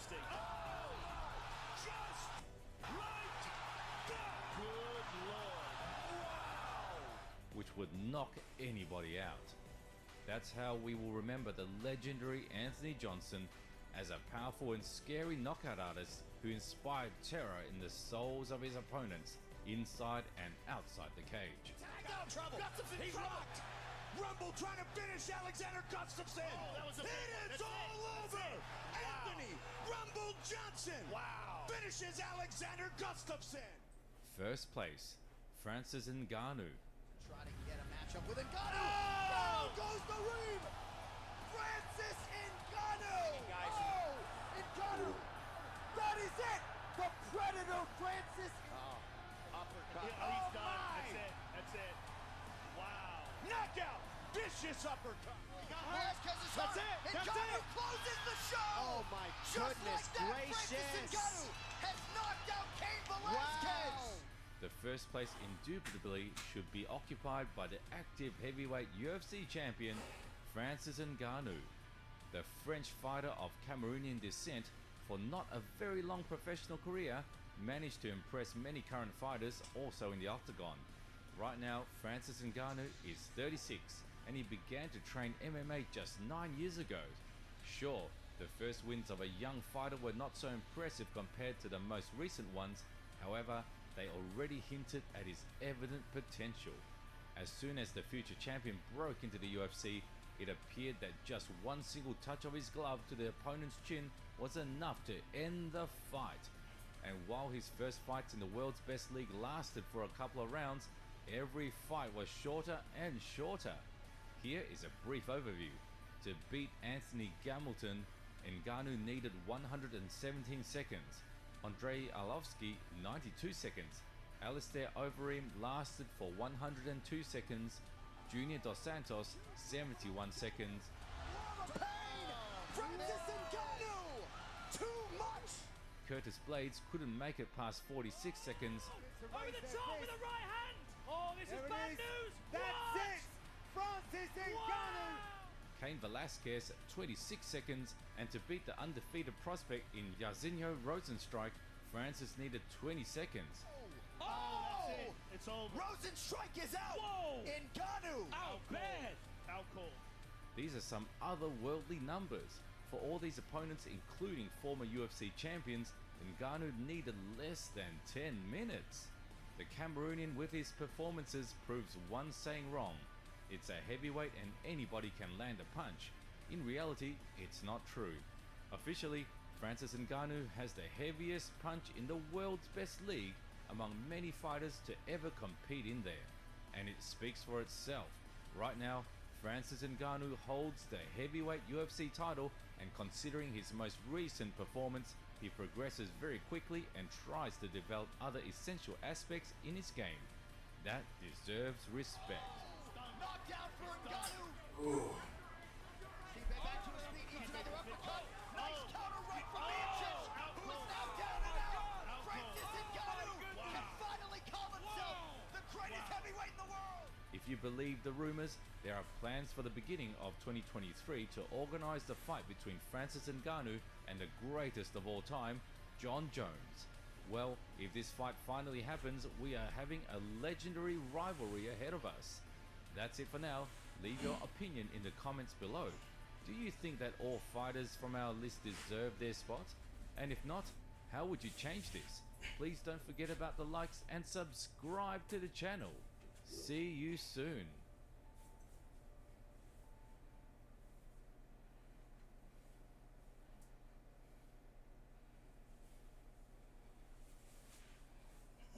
As long as you never quit, it's never over. I'm back here.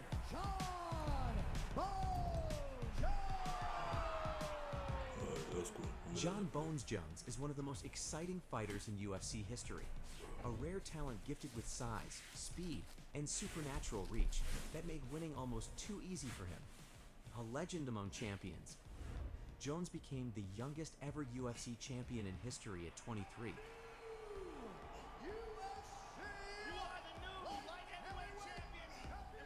Since then, there hasn't been one single fighter younger than 23 that could even be considered a title challenger.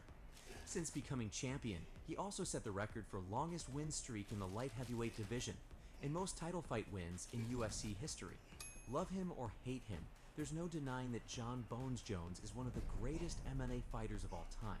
Who do you think is the greatest UFC fighter of all time? John Jones. So many world champions under my belt that I've defeated. No one is a real promising threat to John Jones. Which is part of the reason why he turned to drugs and alcohol. If anyone was going to beat the man known as Bones, it was going to be himself. I had this crazy thing that I would do where I would party 1 week before every fight. And I did it throughout my whole career. Eventually, his hard-living ways caught up with him as he was involved in a hit-and-run accident that nearly sent him to jail I hate you. and forced the UFC to strip him of his light heavyweight crown. John Jones has done a lot of things to himself. He's saying, in one of his tweets, he was saying that I tarnished his... I tarnished you? You've done a very good job of tarnishing you. But let's start at the beginning. Jonathan Dwight Jones was born in Rochester, in the state of New York, on the 19th of July, 1987. His father was a pastor and wanted him to follow in his footsteps, but John had other ambitions. After getting into wrestling in high school, he became a state champion. Along with this, he also won the National Judo Championship while attending college. He knew that he was destined to become one of the greatest fighters of all time, and he was right. To push him even further down that path, as Jones would later tell it, when he found out that his girlfriend at the time was pregnant, he figured he could fight professionally to make some money. So instead of completing his university degree, he joined the Jackson Wink MMA Academy and built up his Brazilian Jiu-Jitsu and striking to complement his wrestling. In 2008, Jones took the first steps on his journey to greatness by turning pro and competing in local promotions. He was just a 20-year-old kid with a dream, but his fighting IQ was off the charts. Jones with a suplex! In his professional debut at Untamed 20, he stunned the world with a series of powerful punches, earning a dominant TKO victory over the since-retired Brad Bernard. Just 7 days later, he scored another knockout against Carlos Eduardo, and 6 days after that, he submitted Anthony Pino with a guillotine choke. I'll tell you what, John Jones is very, very, very impressive. Jones quickly became known for his incredible 84.5-inch reach and his ability to outstrike opponents with ease. He's very, very talented, man. John Jones, a good up-and-comer, a guy that's willing to fight. Just 4 months after his professional debut, the UFC reached out to Jones to sign him, thanks to his impressive undefeated record of 6 wins at such a young age. And thus, a legend was born. This fight is 3 rounds in the UFC light heavyweight division. For his UFC debut, he accepted a fight on a 2 weeks' notice and went toe-to-toe with Andre Guzman. Watch this.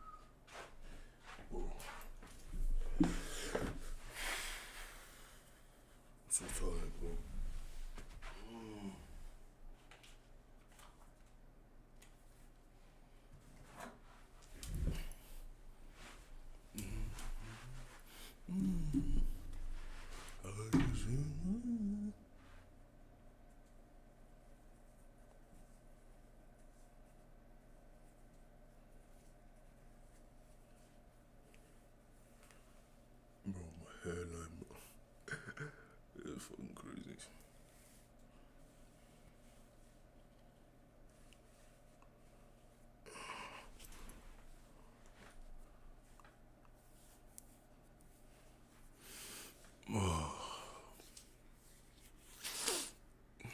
How many hours we got left?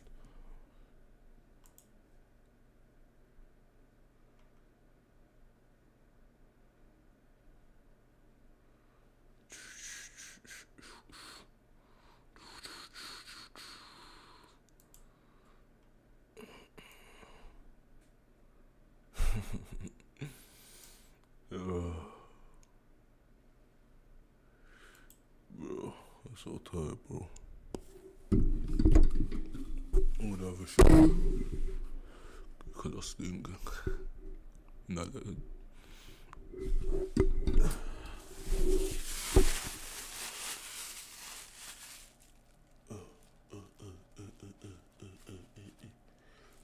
Tony not flexing. Tony not flexing, bro.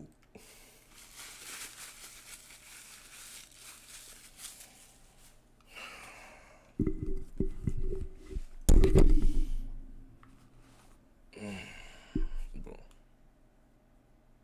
What's my mind point? I'm not to listen to anything. Look how short this thread is.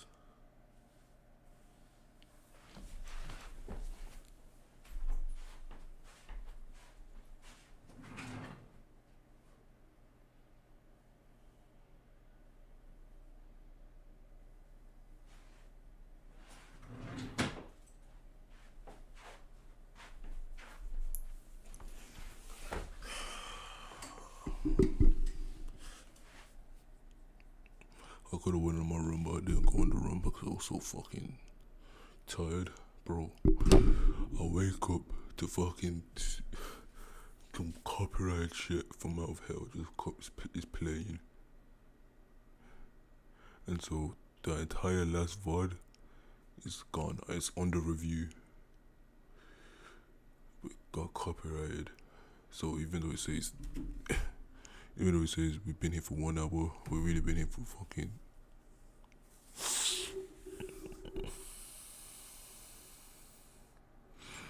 like 10. Bro, like this is pissing me off, bro. That pissed me off. I woke up to some loud ass Superman fucking DC song playing, and that's how I got copyright strike. This is my first ever copyright proper like could delete my channel strike.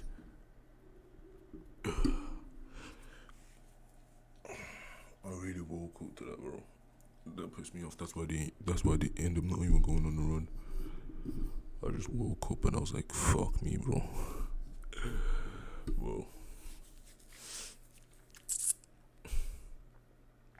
Sun's coming up. I'm fucking tired than a bitch. I need to do my hair. I need to go have a shower, do my hair. Then, what else do I need to do? Go get breakfast. Probably just gonna eat some porridge. And then we got a whole day of streaming left. I don't know, I might be going out at one point. Oh yeah, I was gonna go play basketball. Yeah, we're gonna play basketball. We're gonna go head out and play basketball. But that's not until like later on.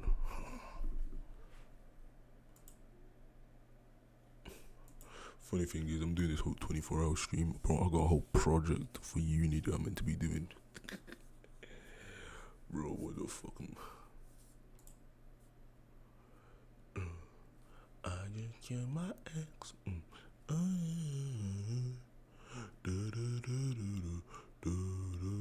But we had, if I remember correctly, that last VOD had like 26 viewers in it, bro.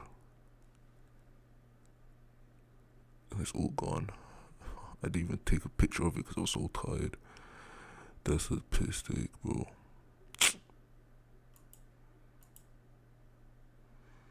That's a fucking piss take. I was so fucking tired, bro. Ugh. I just killed my ex. Na, na, na, na, na. Na, na, na, na, na, na. Is my shit frozen?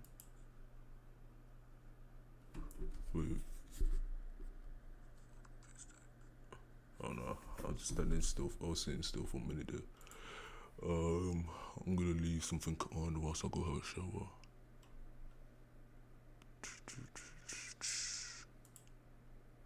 I just killed my ex. I don't even know what to put on, bro.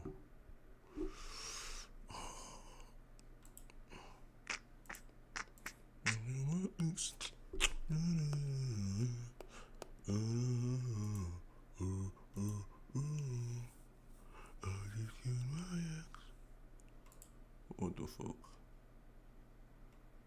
Hold on.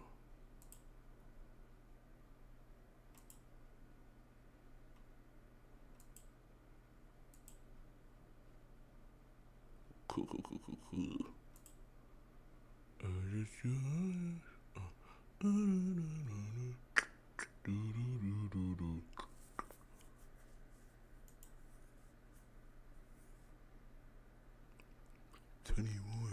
can you do something for me?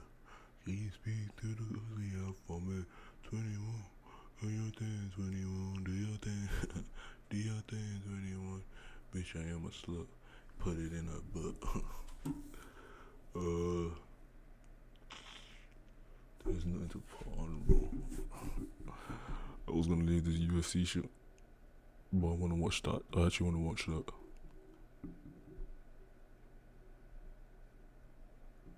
Madam God is upset.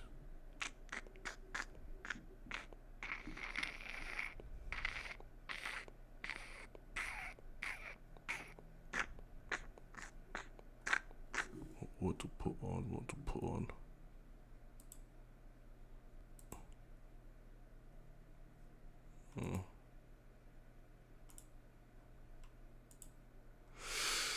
Oh, my brain is so fried right now.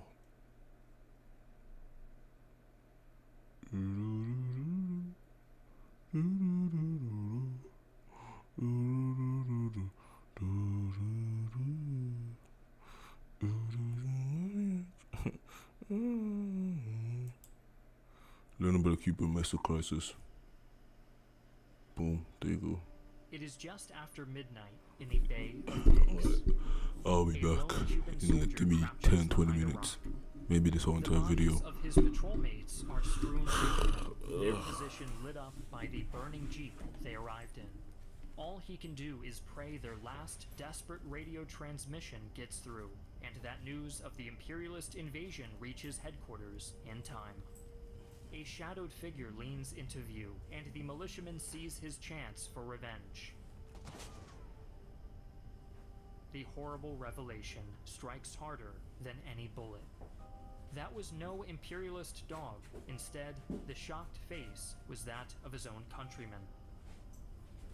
The thoughts of both Cuban-born soldiers fill with regret. As they lie, they wonder how it all came to this. In the end, they will be just two of over 3,500 Cuban casualties in a CIA-backed invasion that pitted brother against brother, and ultimately accomplished nothing but driving Cuba right into the arms of the Soviet Union. Hi, I'm Griffin Johnson, the Armchair Historian. The Bay of Pigs invasion took place in April of 1961, and was the culmination of America's efforts to unseat Prime Minister Fidel Castro of Cuba, who had swept to power 3 years earlier in a popular revolution against the US-backed dictator Fulgencio Batista. Although supposedly planned in absolute secrecy, the operation had been compromised almost from the beginning by Cuban and Soviet intelligence. Despite its abject failure, the invasion was neither the first time America had tried to interfere in Cuba, nor would it be the last. A state of affairs that would lead the world to the brink of nuclear annihilation in the Cuban Missile Crisis. In this video, we will examine the often studied crisis from the perspective of the Cuban people, both the pro-Castro and anti-communist factions, who in modern study are cast as background characters in their own story. I'm happy to announce that this video is sponsored by World of Warships Legends, a free-to-play console MMO that lets you take to the high seas at the helm of history's greatest naval vessels. Enjoy large-scale engagements with other players, unlock dozens of warships, customize them, and staff them with legendary commanders. The most recent update has also added a whole new dimension to the game, aircraft carriers. Now you can dominate the battlefield by directing squadrons of deadly torpedo and dive bombers to strike enemy warships from afar. Support our channel by downloading the game, which is available for both Xbox and PlayStation users through the link in the description below. The successful Cuban Revolution that took place between 1953 and 1959 was an unprecedented victory for the growing socialist movement in Latin America, which arose in response to the blatantly exploitative practices of US big businesses.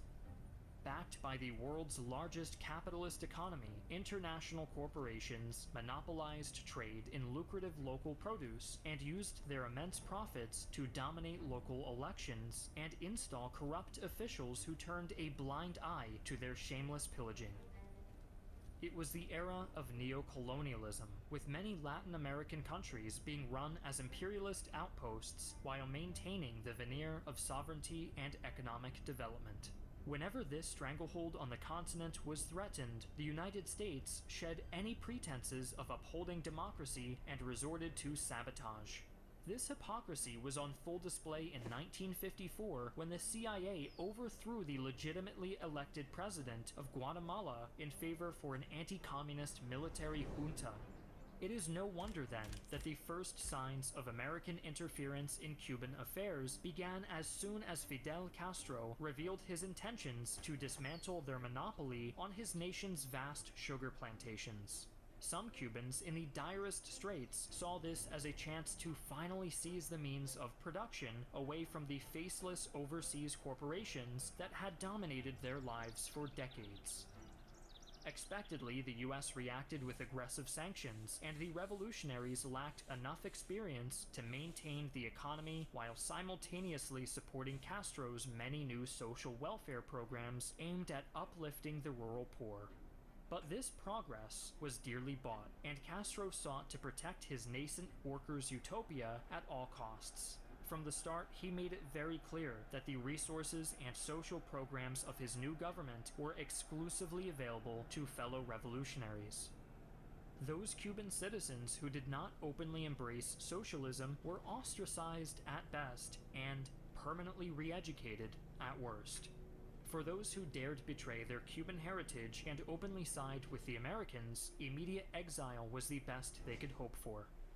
What divided these two camps was not a matter of national pride, but of politics. Just about all Cubans were patriots tired of witnessing their island's exploitation, but what divided them was Castro's agenda. Resistance movements soon sprang up, but without a powerful backer, there was little they could accomplish. That's when the CIA approached members of the Cuban Democratic Revolutionary Front, offering to transport 1,400 men across the Caribbean Sea and onto the island, where they would proceed to liberate the nation from Castro's regime. However, this endeavor was doomed from the start, and the men who participated in it ultimately accomplished nothing besides convincing their socialist brothers and sisters that the US was utterly and completely dedicated to the destruction of their new workers' republic. The invasion to topple their communist regime only succeeded in making Cuba more communist. On December 2nd, Castro pledged fealty to the Soviet Union in a televised address, declaring, "I am a Marxist-Leninist and shall be one until the end of my life." He went on to state that Soviet-style communism would be the guiding force in Cuban politics, replacing the more generalized set of socialist ideals his regime had previously adhered to. To the Cuban exiles living abroad in Florida and Mexico, this was the worst-case scenario, reducing the nation they loved to little more than a pawn in the struggle between the Soviets and the Americans. However, things were not quite as clear-cut as they seemed. Following his passionate endorsement of communism, Castro was confused by a lukewarm and non-committal Soviet reaction. he had inadvertently placed the USSR and First Secretary Nikita Khrushchev in a particularly awkward position, as Cuba could not receive Soviet military aid without sparking an American response. But even without Soviet support, Castro did his best to prove his worth in the eyes of his new Marxist-Leninist peers, going so far as to send his own 13-year-old son, Fidelito, to a school in Moscow. But it was not until early 1962 that Castro was validated by the Soviets. Suddenly, Soviet newspapers began publishing articles praising his regime as a model of Marxist-Leninist efficiency. Shortly afterwards, Castro received word that Khrushchev was sending 2 senior members of his government, Marshal Sergei Birusov and Party Secretary Sharaf Rashidov, to speak with him about securing Cuba's future. At this historic meeting, an astonished Castro listened as the 2 men carefully laid out Khrushchev's plan to station no less than 40 nuclear-tipped ballistic cruise missiles on the island, defended by a large Soviet garrison and numerous anti-aircraft batteries. Armed with such weapons, Cuba would be nothing less than an impregnable fortress, able to threaten nuclear Armageddon on any impertinent foe who dared challenge its sovereignty. Remarkably, Castro did not instantly accept this proposal, realizing that the Soviets were not making it purely out of the kindness of their hearts. His nation would not have direct ownership or even access to these new missiles, and Castro worried that the US might launch a preemptive attack if they were discovered prior to installation. Even the promise of additional equipment for the Cuban army and the knowledge that he was acting in the cause of international socialism was not enough to fully overcome Castro's misgivings. But in the end, he convinced himself that it would be morally wrong not to accept the deal, as he had already put great pressure on the USSR to defend his revolution, while having little practical value to offer in return. Therefore, with some reluctance, Castro agreed to the Soviet plan. Between July and August of 1962, various high-profile members of the Cuban government traveled to Moscow to negotiate the details of the Soviet military installation. These included Fidel's brother, Raul Castro, and his close comrade, Ernesto Che Guevara. The Soviets threw lavish parties for both the dignitaries and arranged tours of various secret military facilities. While Raul came back full of praise for their new allies, Che was more reserved, suspicious of the way Khrushchev seemed to downplay the threat posed by the USA during their personal meetings. During the negotiations, both sides drafted multiple agreements, finally settling on terms that would see over 40,000 Soviet boots on the ground in Cuba, in addition to the missiles. Construction of the missile sites needed to take place under absolute secrecy, but Castro was confident his state security apparatus would be more than up to the task. However, his regime was still facing numerous threats, both foreign and domestic, that made keeping his promises to the Soviets much more difficult than initially anticipated.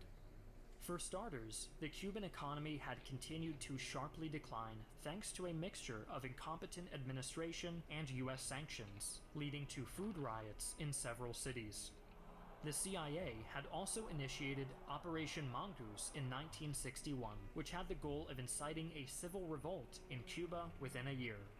The program included everything from assassination attempts on Castro to terrorist attacks carried out on Cuban infrastructure. Indeed, the CIA would plot to assassinate Castro so many times in such absurd variety of ways, such as with exploding seashells, poisoned milkshakes, and fungus-infected wetsuits, that he famously stated, "If surviving assassination attempts were an Olympic event, I would win the gold medal." There was also an ongoing insurgency movement known as the Escambray Rebellion, made up of former Batista loyalists and Cubans who opposed Castro's socialist government. These bandidos managed to make such a nuisance of themselves that Soviet assessors rejected Cuba's thick inner jungles as potential locations for their new missile sites, partially because they provided the perfect cover for guerrilla operations. The sites were instead placed in more open locations, leaving them vulnerable to discovery. Despite the regime's efforts, the Cuban public soon became aware of an increased Soviet presence in their homeland. Soon, a constant game of cat and mouse was being played between Castro's security forces and the alleged CIA informants.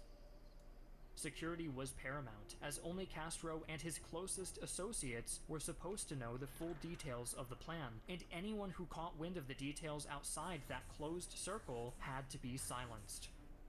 Of course, Cuba's little secret was never going to stay hidden for long. The US had been flying U-2 spy planes over the island since its failed invasion, and on October 14th, a U-2 flight successfully photographed the missile site at San Cristobal.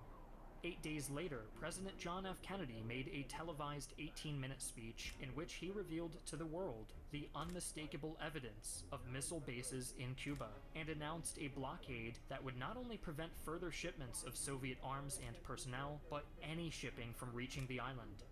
The Cuban Missile Crisis had officially begun. At least, that was as far as the rest of the world was concerned. Within Cuba itself, almost all mention of international events was suppressed, save for the narrative maintained by the state. But this was not enough to keep the populace from realizing the danger posed by the missiles, and people began to stream in from the countryside to be with their families. In the close-knit society of Cuba, preparations for nuclear war took second place to simply being together with loved ones if the worst came to the worst. Even so, only a few senior officials within the government fully understood the gravity of the situation, and fewer still were able to shed the blinders of ideology and accept the utter devastation that a nuclear war would cause. But men like Fidel Castro and Che Guevara had built their reputation by being both steadfast and uncompromising, and neither intended to back down in the face of American threats.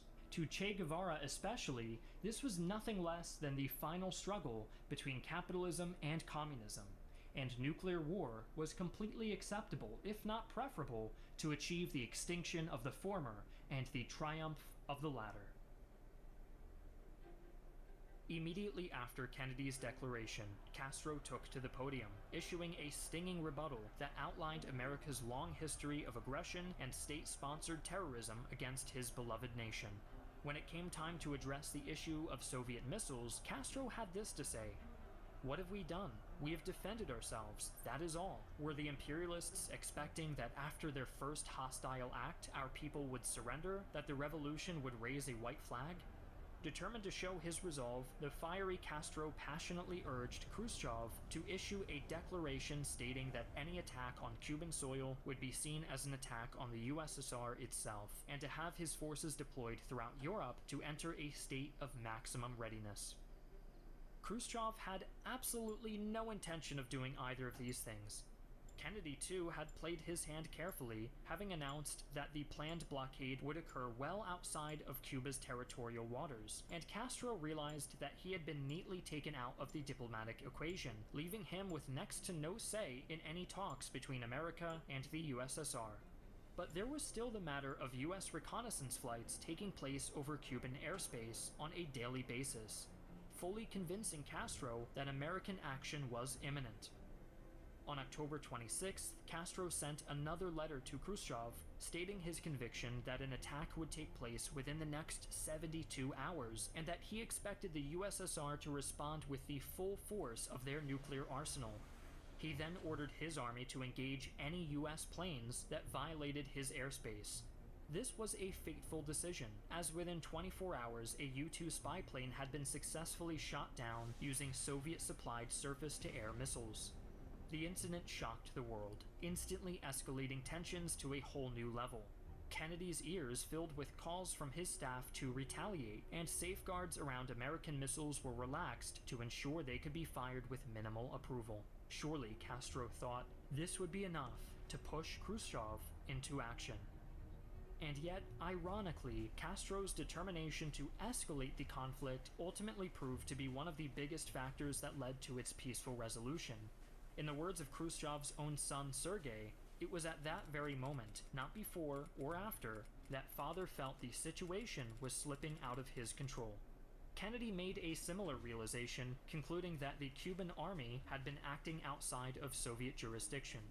The truth was that neither side wanted nuclear war under any circumstances, and Castro's belligerent attitude brought home just how dangerous it was to have loose cannon rolling around the deck of the ship of state while negotiations were taking place. Both Khrushchev and Kennedy made a firm resolution to ignore any further warmongering advice from their subordinates and began taking steps to defuse the situation as quickly as possible. While these events played out at the highest levels of government, ordinary Cubans, including those who had fled the country, awaited the outcome with bated breath. A Cuban exile living in Miami, Marta Darby, recalls the tension in an interview on National Public Radio, where she stated, "I think at the time we were afraid that maybe something would happen to us, much like the Japanese internment camps during World War II.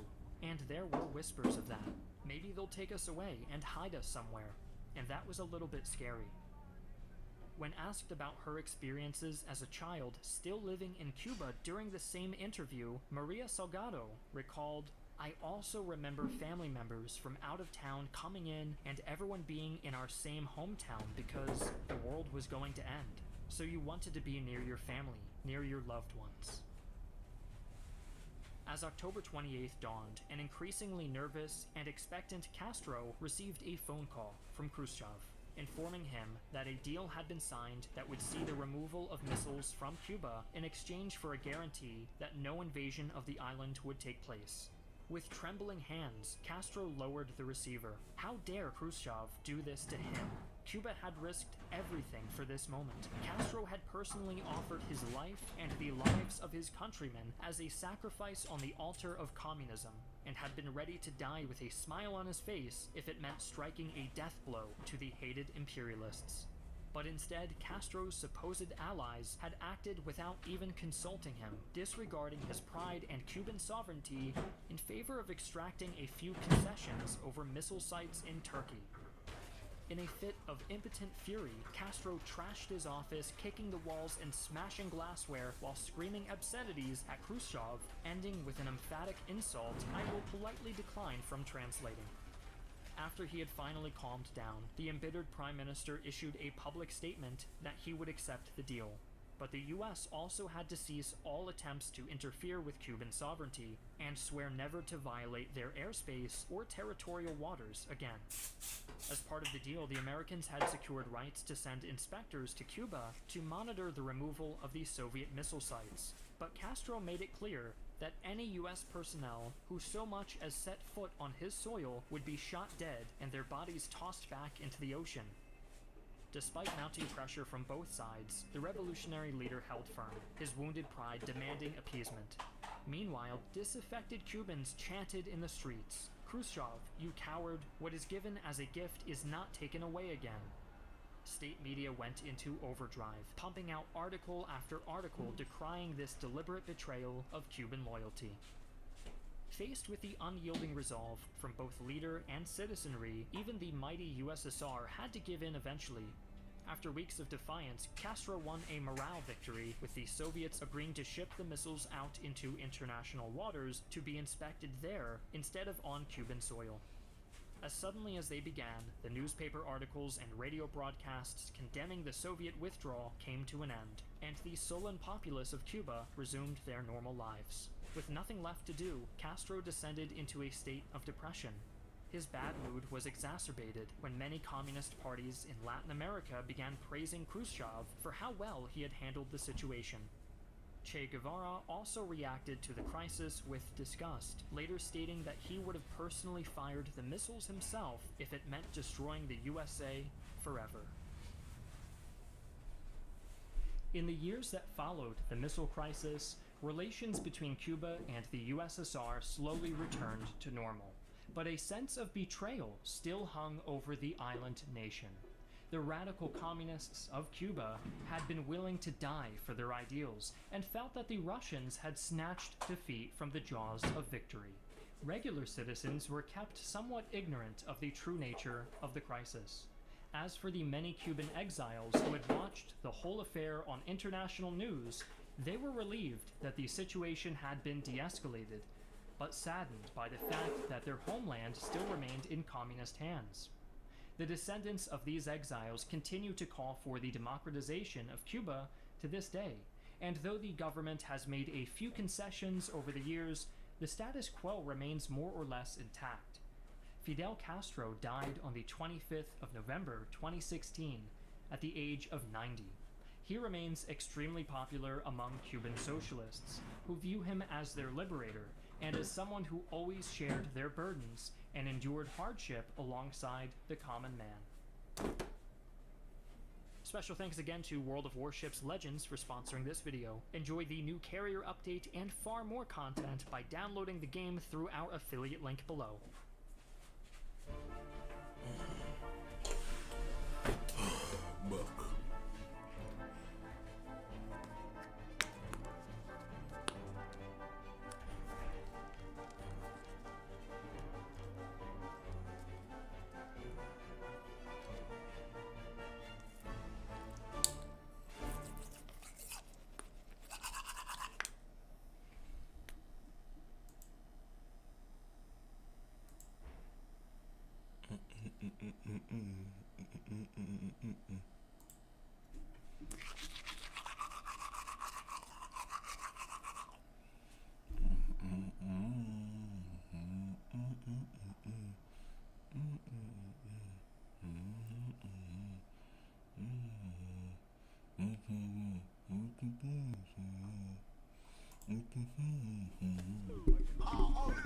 Okay, Caleb, I'm already done with you.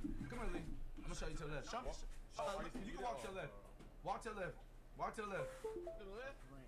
Hey, let me get him. Let me get him. Don't touch me. Don't touch me. Don't touch me. Don't touch me. Come here, Ben. Don't touch me, man. That glove. That glove.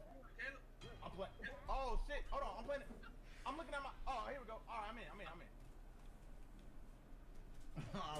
This not my map though, for real. Like, what the fuck? This not my map, yo, for real. Oh shit. Oh shit. Let me go. This not my map, bro. Come here. Come here. Get the fuck on the ground, nigga. We can wrestle. Damn. We in the ring. Damn. Lucky. Get your bodies up. I ain't gonna lie. That nigga leaving threw 3 niggas off. Whoa. Caleb can fight. You can fight, Caleb. Caleb can fight. I'm slamming that nigga in the middle of this ring. Oh shit! Hey, nigga slid the fuck out the big deal. I slept the sorry ass. Oh man. They said Caleb is a grabber, everybody. I'm a grappler. Oh, this nigga taking pride in it. I ain't never heard a nigga take pride in it. I'm a grappler. I be grabbing niggas. Damn! Ben, your head on hit your head. Ben, is your head good? Don't play this stupid. He's gonna start. That's crazy. It's me. 2 stars? I thought this was RNG. This shit is RNG, bro. Trust. Hey, that means anybody can win. You said what? What the? Yeah. Stop playing with me, dude. If I do some of your motherfucking ass. Okay. Stop playing with me, dude. Y'all niggas jumping! Get the fuck off me! No! Nigga! There you Nigga! No, no.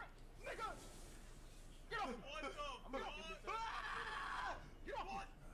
Are you dead? Hey, I'm They fired me. I'm supposed to be the grappler. No way! Bro. Let me go! Come on now! Ben, stop picking on Dylan for real. Stop picking on Dylan. Damn! Get up, nigga! Damn! Get up, nigga! Oh! Wait, okay, I don't even understand how you doing that, because that doesn't make sense. That literally don't make sense. That literally don't make sense. I'm beating that nigga up! You bullying. He said it's RNG, Dad! It's RNG.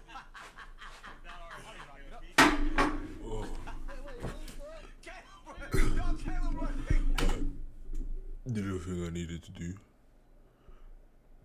Brush my teeth, all of that morning shit. Ugh. My head's fucking crazy. I'm gonna do my hair. I'm gonna retwist it. I have never retwisted it myself.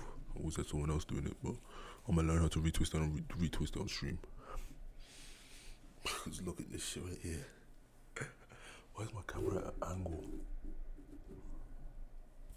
Alright, cool. Mine, the bed is messy, but I just slept in it, and I learned you don't make your bed straight away. You gotta leave it for a minute to let the air come out, and then let's open them things right there.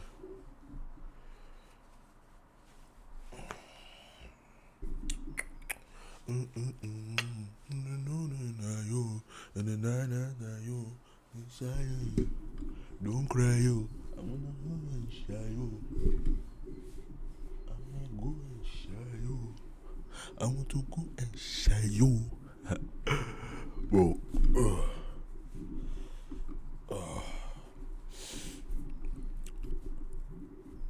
This 24-hour stream is keeping me from doing a lot of things I would usually do on a regular day. But I can't do it on stream. But it doesn't matter. I'm gonna go make some porridge. I could probably bring you niggas to the kitchen. We can watch me make some porridge, and then whilst I put something on, I gotta get some clips and edit them clips and then post it on my TikTok and YouTube. Then after that, I gotta get my laptop and do some work on my laptop. So that's what we're gonna do for a little bit for the first hour or two of this next day. After that, we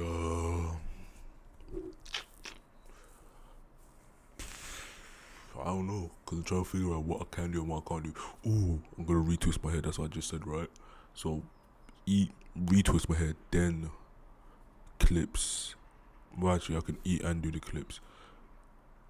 So eat and do the clips, edit my clips, then retwist my hair, then do my work on my laptop. After that, I need to write in my diary what I did yesterday. And yes, I do have a diary, but it's good. It helps me with my memory to reconnect what I've done the day before. So yeah, write in my diary what I did yesterday. And then other than that, we got basketball coming. We're gonna go play basketball, but that's later. That's later in the evening. But then also, I don't want to play games in the morning, bro. It's not good. I'm just trying to keep the stream entertaining though at the same time. Because because Wednesday is usually my day off. That's why I did this 24-hour on a Wednesday, right? And if I'm not working, then I'm probably at home, right? The thing is, I'd probably be all day just laid up doing bare shit on my laptop. That's literally it. I'd work out, have a shower, then lay up on the bed just doing shit on the laptop, and then that's it. But I'm streaming, so I gotta make this entertaining. Is the people up at this time? Like, are there niggas streaming on YouTube at this time in the UK?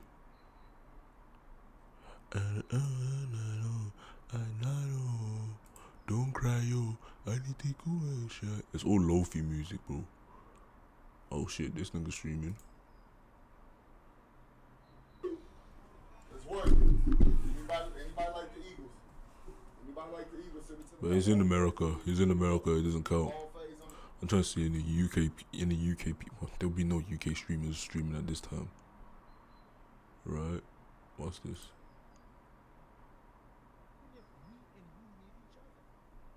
Yeah, it's gonna be straight American.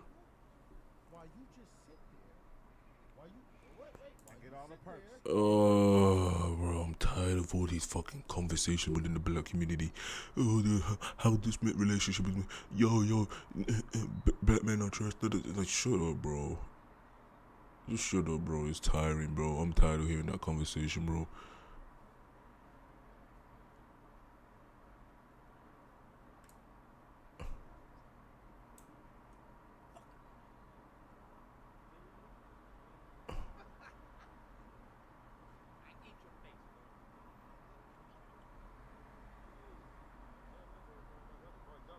Nigga, what the fuck?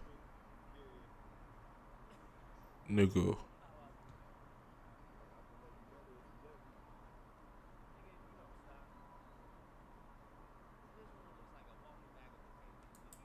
Yo, what the fuck is what is this shit, bro? What else is a Warzone? No, that's nigga. Niggas in the Discord cool. I feel as though Danny got enough ring IQ to put his punch in the right place. The pivot, the change. Tank done showed you on Bro, my back. Me back. He get sloppy, he get lazy in the pocket. There ain't shit on this. There ain't shit here. Don't cry, yo. I need to go and shy, yo. Don't shy, yo. Don't shy, yo. Shy, yo. That's a bang, I need to bring it up.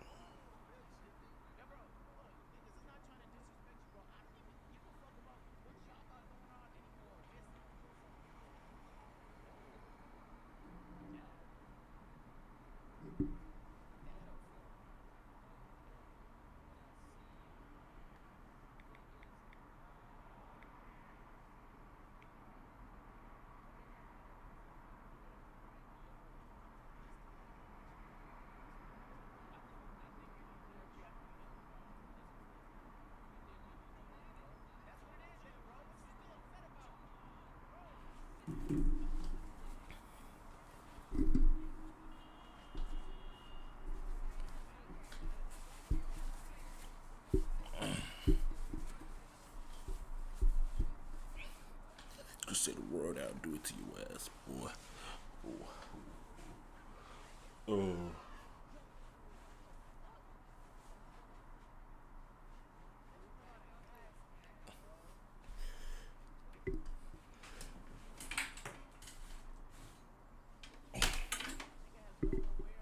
Bro. My dreads, I just washed my hair, bro. I need to get a blow dryer, bro. Oh, I look.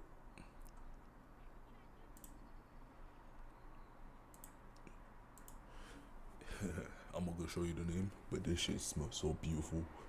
This shit smells so beautiful, bro.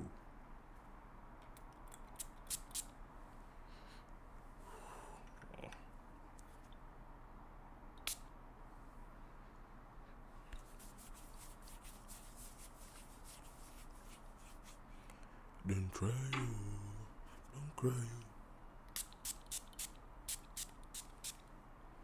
I need to go and share you.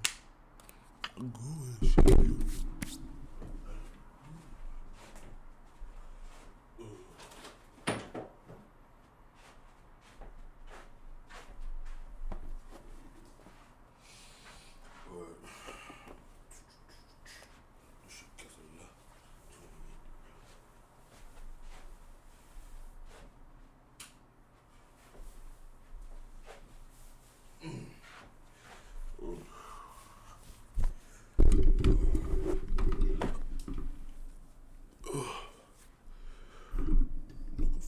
Look kind of fucking dapper. I might do something to save myself.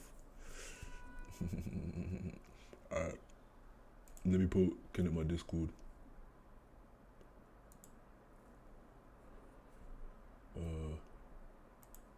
This shit costs a lot. Enter that car. Oh, that means after.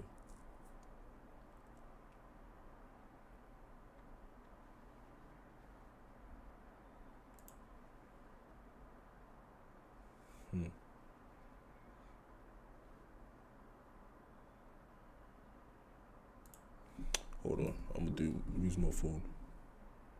Would you fuck it? Chop it? Hug it? Where's my Discord?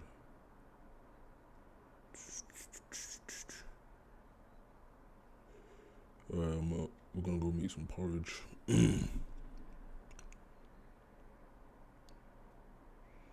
I'm a savage.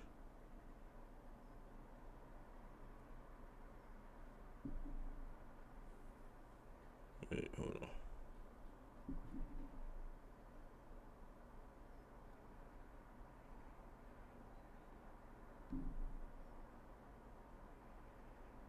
Alright. It should be able to see me. Oh shit. Bro, hold on. I need to log out. Wait, hold on. Let me log out here. Log out. Log in. Bro, it's on my other account. It's on my other account. It's on my other account. Oh no, I need to log into my second account and then join.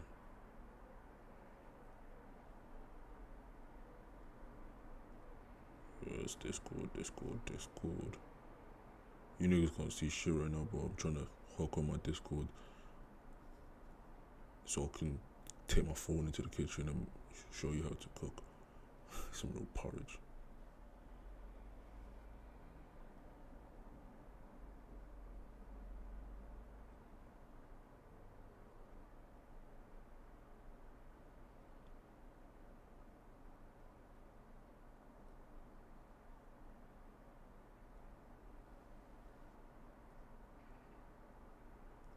Bro, where's the password?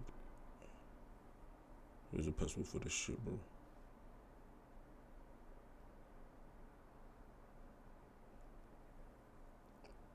Bro, what? Did I not see my Discord? Oh, I'm gonna have to reset my...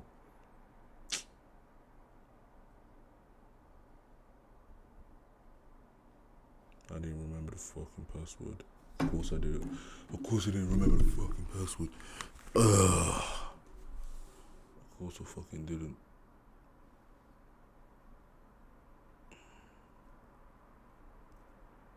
Ready, bomb clock. Run up in your house. If you want something, you can dick in your mouth. Ooh, dick in your mouth. Bro.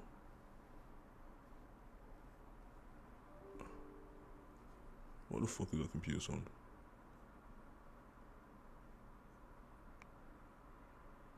Where is it?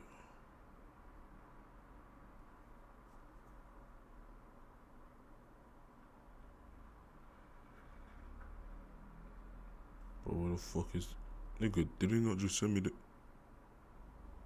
Hey, what the...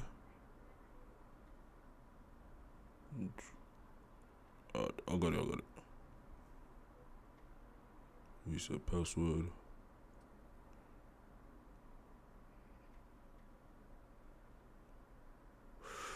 Bro. New password.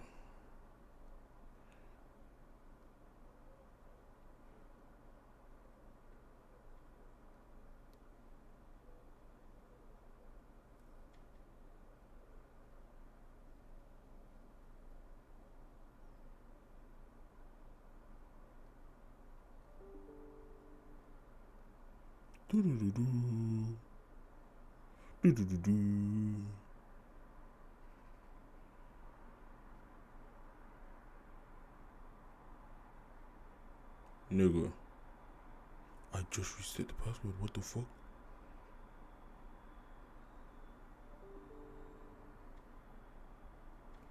What is making a noise? What is making a noise? What the fuck is making a noise? Do.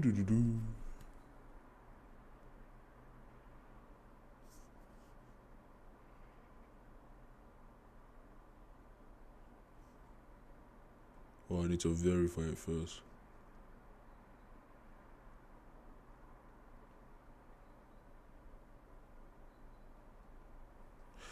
Oh my days, my chest, my ass, my whole body, it feels so like...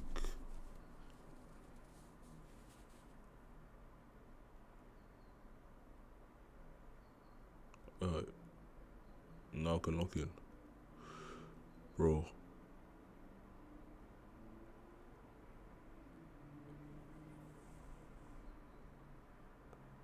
Fucking finally. For now. Boom. Alright, boom. Boom. Boom. Boom. Boom. Mute.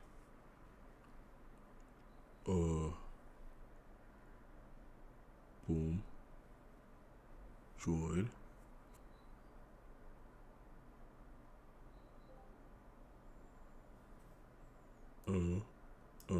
Dragon here. And then, camera. Boom. With my fine ass. Boom. Oh, hold on.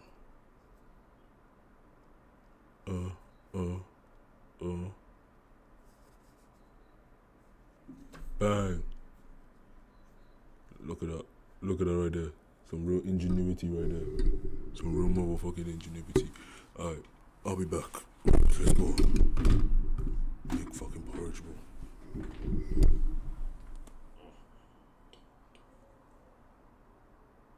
Oh, so good.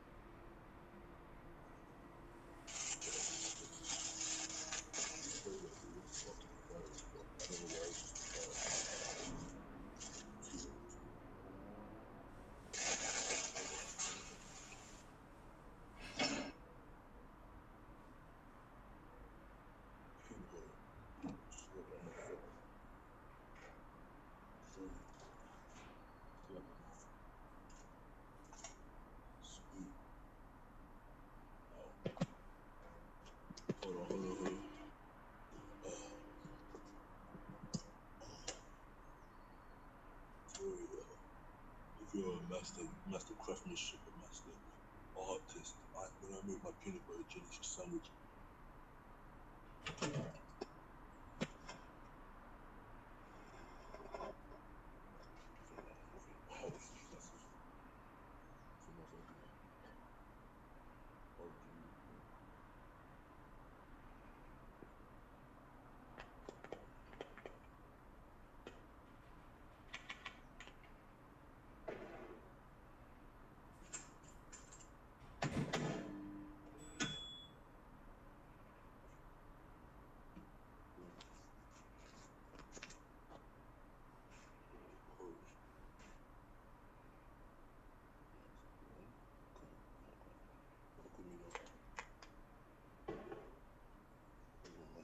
this is the shit you do right, this is the shit you know how to do.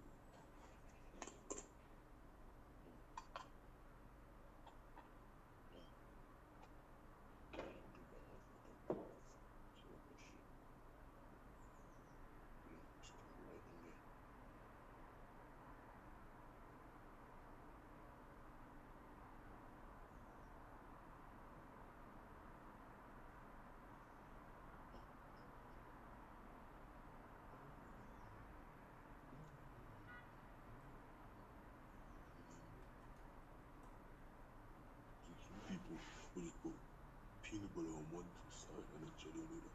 Put both peanut butter on both sides. Don't really get it.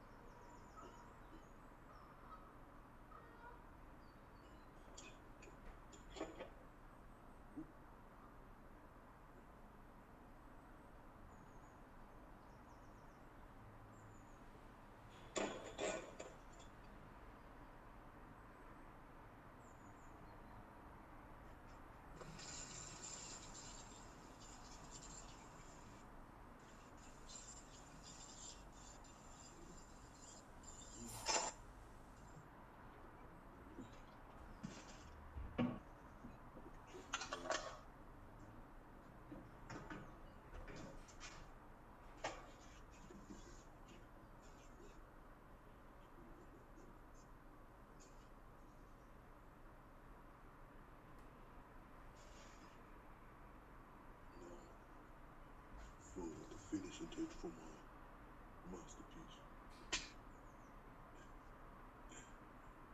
Too long.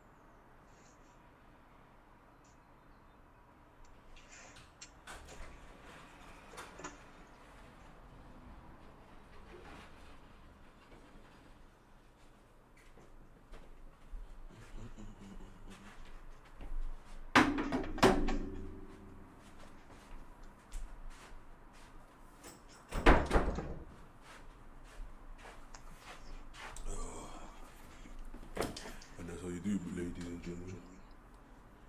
Let me leave this shit.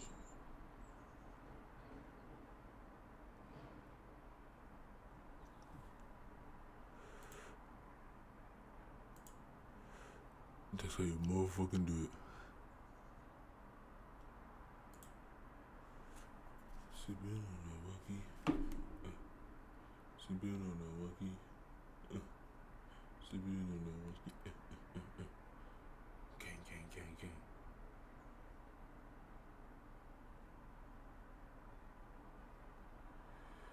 Alright.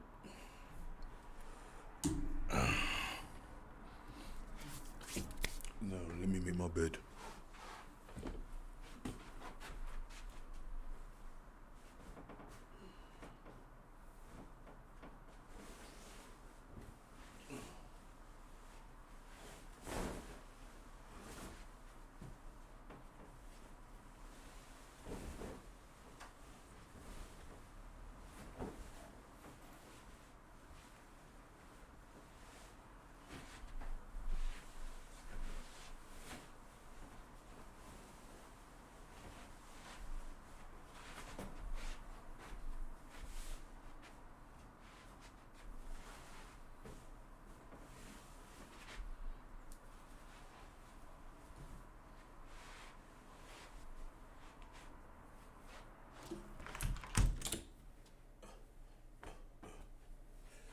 Oh, okay, boom. Done that. Oh yeah. I wanna watch something, bro. Let's see what we can watch. Is it bad if I watch somebody stream? Cause I low-key just wanna be watching someone stream. Let me log into my Twitch real quick.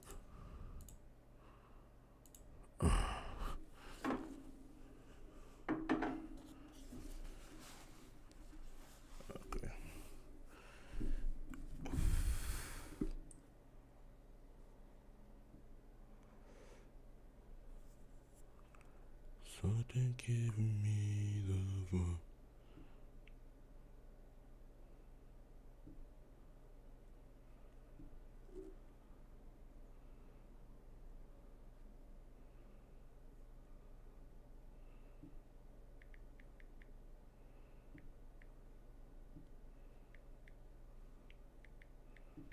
Hold on.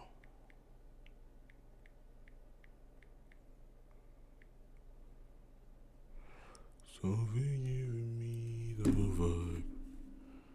What's my Twitch password?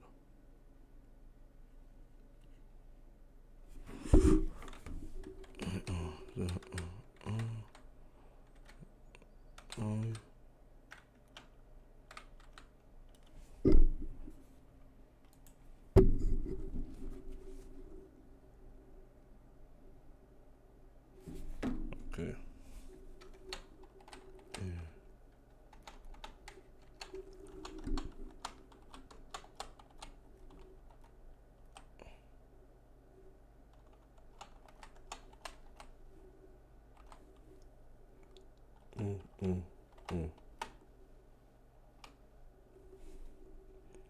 Then I'm gonna get text. 3, 2, 1, text message. Get a code.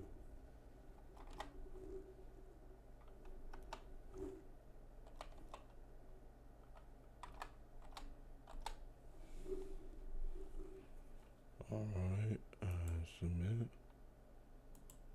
It's computer.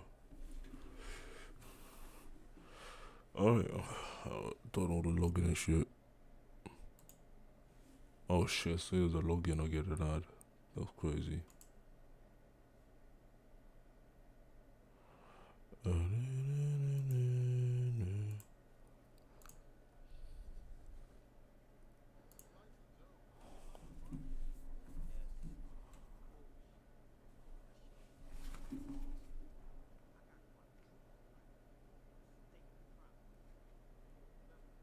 They gonna remember my name. They gonna remember Beans.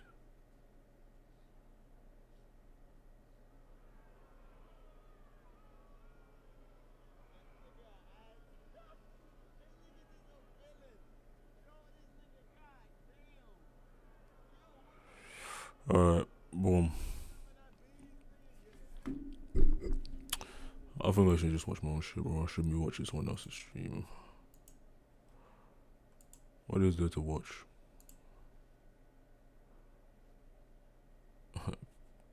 Wait, anime focuses on boxing.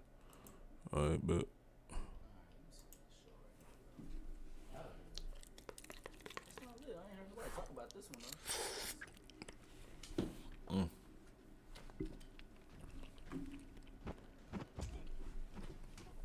Damn, them boys got straight to it.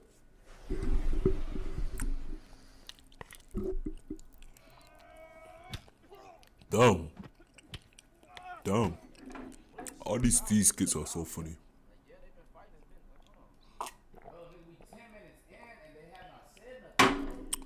God of High School. Oh, High School of Gods. That's literally that anime. It's just straight fighting, but no storyline. And it's not even like how Baki does it, where it's somewhat interesting. It's just straight. It's like confusing as fuck. I wish I could watch anime here.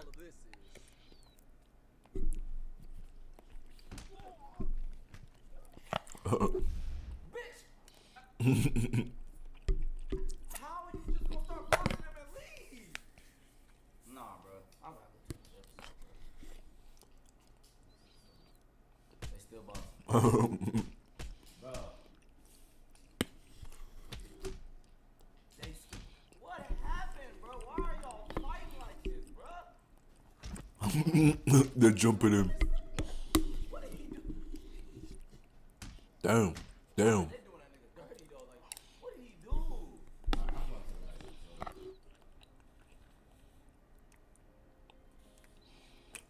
He was getting jumped, now they jumped their master. Bro, somebody fucking talk, bro. God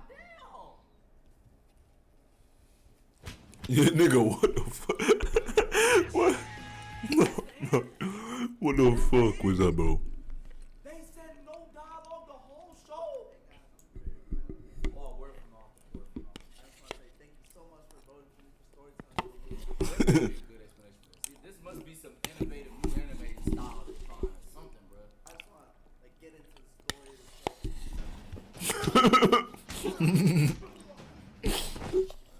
Nah, these niggas are funny.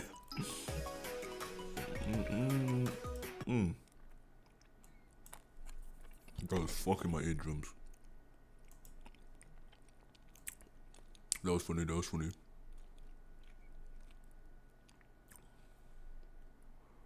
I got it right.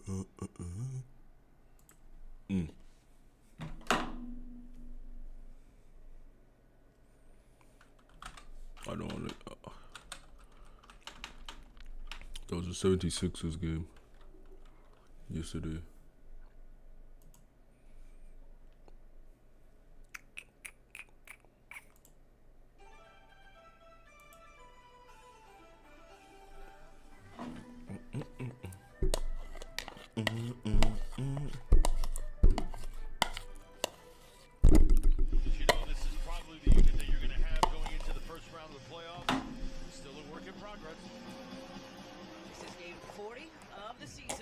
Sixers.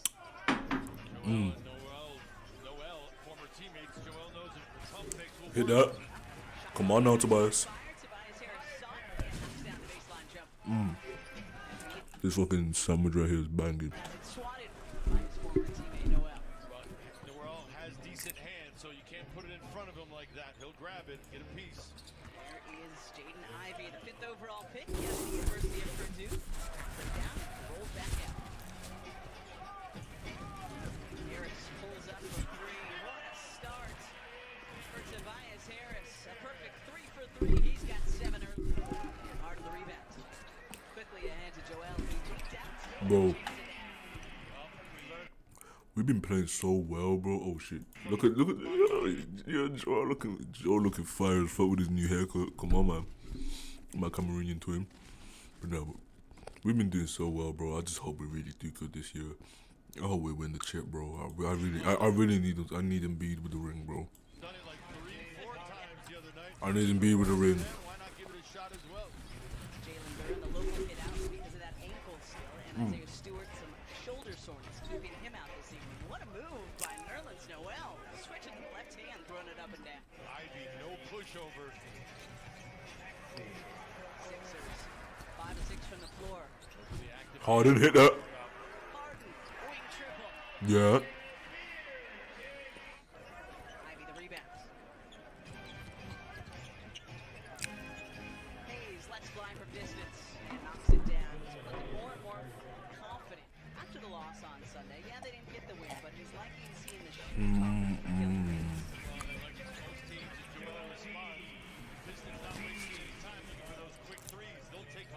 Actually second in the league in shots attempted from mid-range. 25% of his shots from that area. Only Kevin Durant with 4. Straight on triple from Joel Embiid.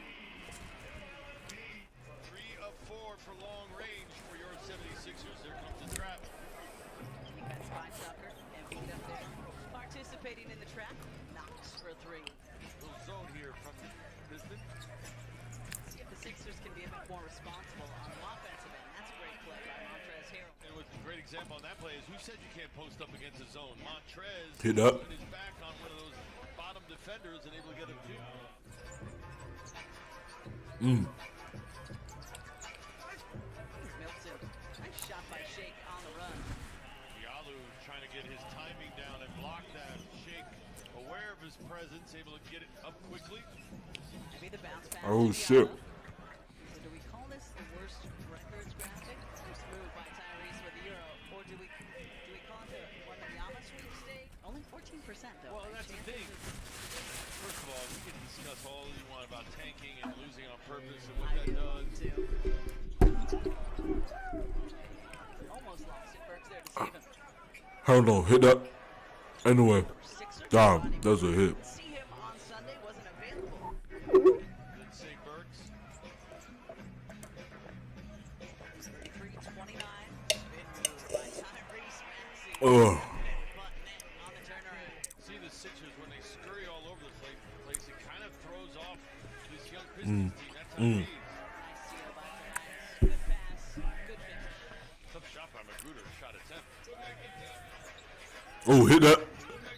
Bro, yo, Embiid is so fire, bro.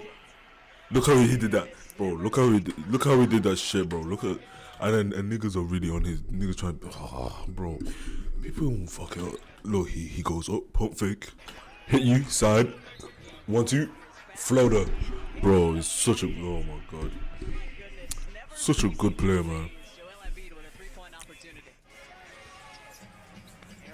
Oh, see, yo, these niggas are getting played, bro. And then 13 trips recently, so Hit him with that. Oh, hit the bang, yo. This Nolan's getting fucked right now by Embiid, bro. Oh my god. as it strips and then gets it back and jams it. 50 to 34 is crazy, but it's a young Pistons. Oh, that pass.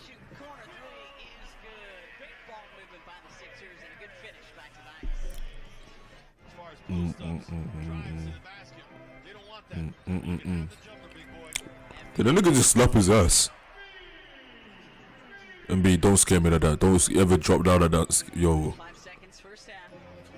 Okay, okay.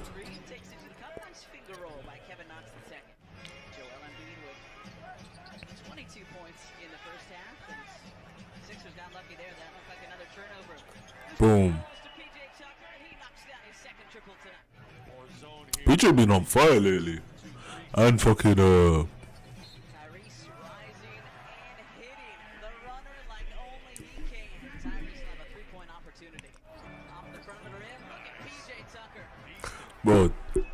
we've been waiting for having like good backup centers like Montreal and PJ Tucker for so long, bro.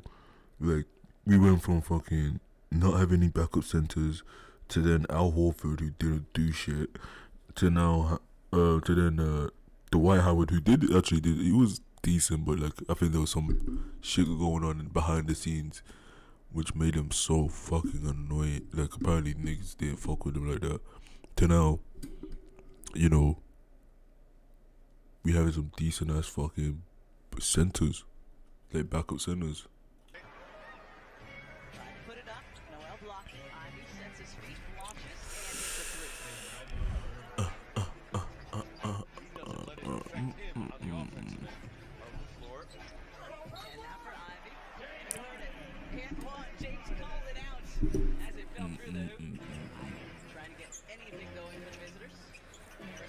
to it. Ivy, another pull-up. And another three-pointer from the right wing. Jaden Ivey. Hayes takes it away from Tobias. One-handed scoop pass down to Knox. Smartly uses the rim for some protection with Joel Embiid lurking. Rounded out. Tucker, the offensive rebound. Down to Joel for the jam. 24 and 10 for Joel Embiid. That's something for basketball. Hayes searching for just a bit of space and able to find it. Nicely done by the 21-year-old. Keep the dribble. I like this game.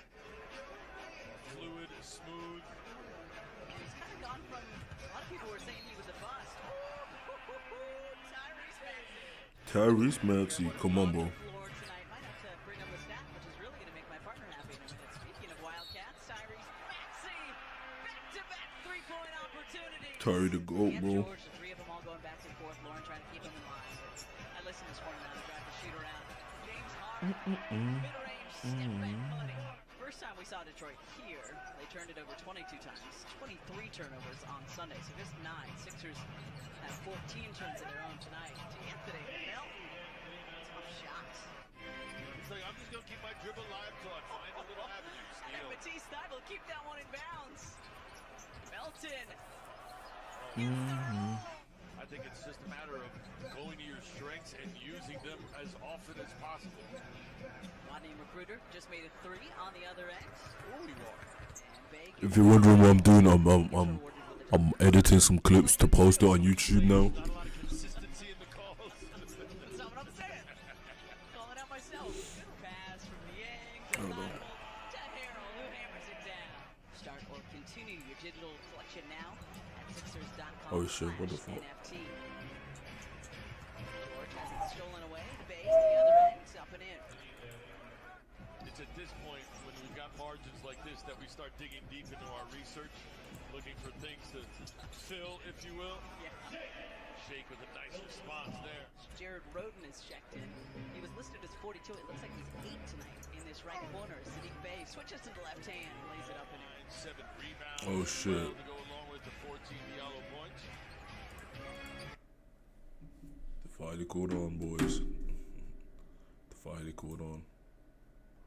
But I've been getting copyright straight so many times, bro. I am off of that. I knew it, I felt it coming, bro. I felt it coming from a mile away.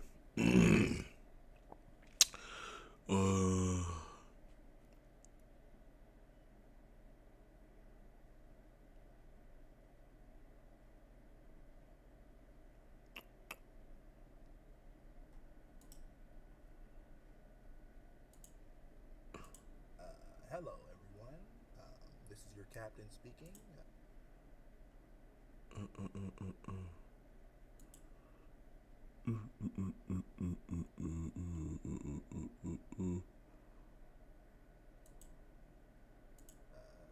We have now reached an altitude of 30,000 feet. You are now free to move around the cabin.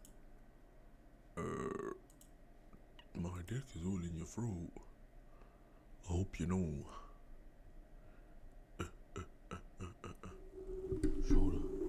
Shoulder. Slide. Up, huh.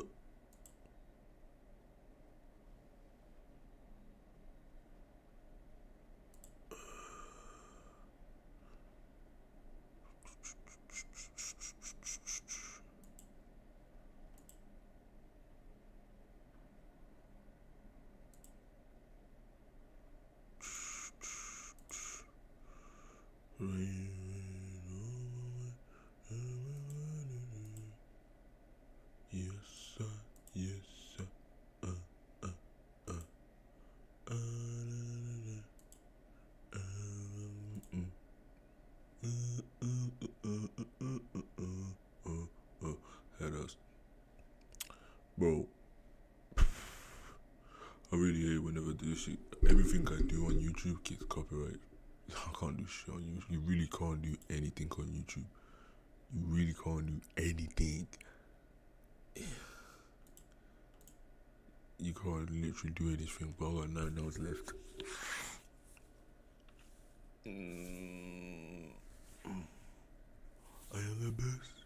around.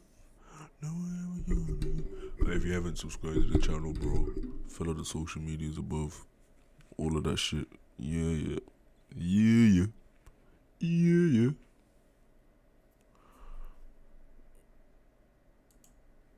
Alright. So, I'm gonna put something on again. We're probably gonna react to something, but whilst I'm reacting, I'm also gonna be editing some clips to post on my YouTube.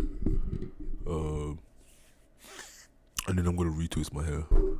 That's what's gonna do it, yeah. You're the best around. You're the best around. You can suck me cock. You know how to really do it now. Alright. This was some Long Beach Griffey. Freely. Like my wife. Free for me. We are anticipating some rough wins, but not rougher than my marriage. Apparent. So yeah, folks, today's flight will be about 3 hours.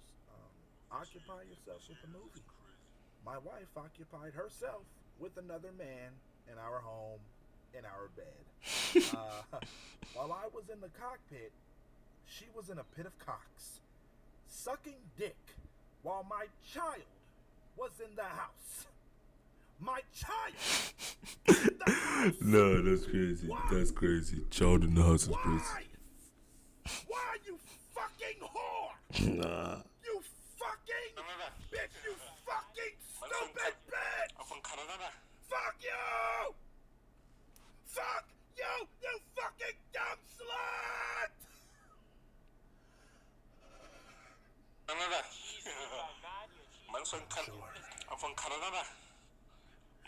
I'll show her, ladies and gentlemen. Hold. There's also a life march. Look. Like when something like messes your life up. We're just for a flying second. over her house now. What? How about What? we fly straight into her roof?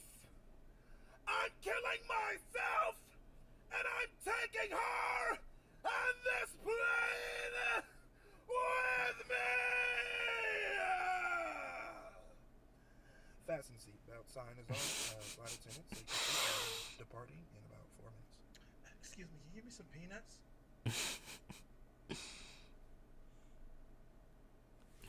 Nah, that's stupid. What the fuck was that, bro? What was that? What else can I watch? Bro, I am losing things and content. Oh, I wanna watch some. We got some trailers we can react to. No, we can react to in a second.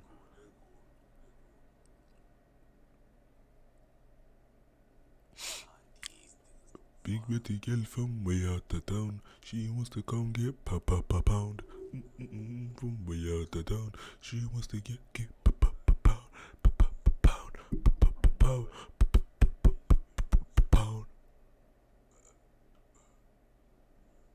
Bro, let me see some. Big Betty girl from way out of town. She wanna eat pound. What the fuck? What the fuck? What the fuck? Fuck yeah. This is the Schmo with the Pro with the number 7th ranked UFC middleweight, the always outspoken Sean Strickland in the flesh, Extreme Couture. It's Fight Week. How we doing? Second day of fight camp. I like it. It's almost to an end. It's been a long one. I'm ready for it. Yeah, I feel good, man. Feel good. Sean Strickland to the rescue, man. They ended 2022 UFC Fight Night with you in the main card. Now they start 2023 with Sean Strickland headlining again. Yeah, man, I feel fucking good. Been training hard. A lot of motorcycle riding, snowboarding. Like, I think I'm going to apply these skills when I fight this man. So it's going to be good. You're going to see a whole different guy. We went back to... Combo behavior. I sensed it.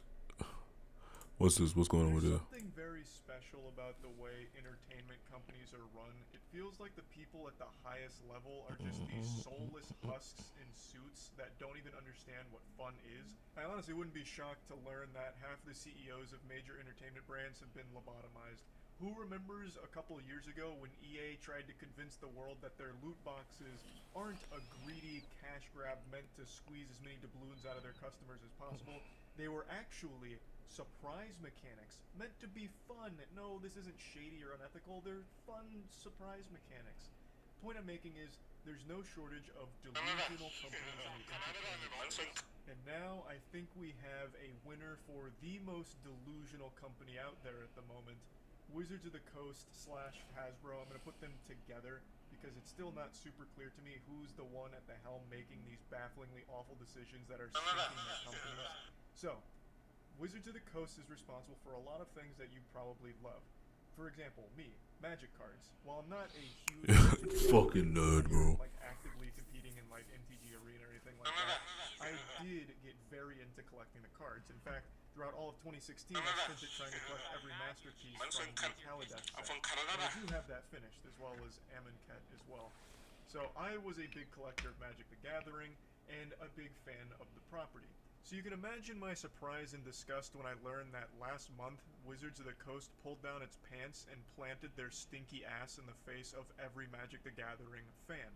They announced the 30th anniversary set for Magic the Gathering. It was supposed to celebrate 30 years in the business. However, it was a complete fucking disaster for so many reasons. This is a great video right here that goes over everything wrong with it, so I highly recommend checking it out if you're curious.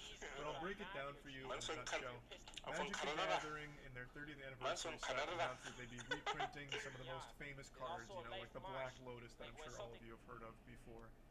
However, this was a set that was priced at $1,000 per 4 packs. For 4 packs, you get randomized cards, so you don't even really get the cards you want, you're still gambling on them, for $1,000. So you could just get, like, actual fucking popsicle sticks in your pack, but you paid $1,000 for it. And not only that, Rip off.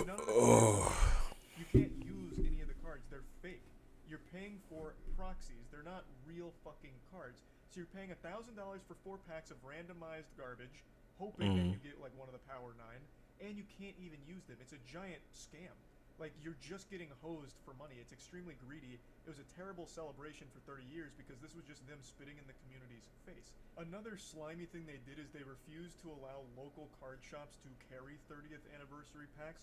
You could only get them directly from Wizards of the Coast, so it shut down card shops even being able to offer these.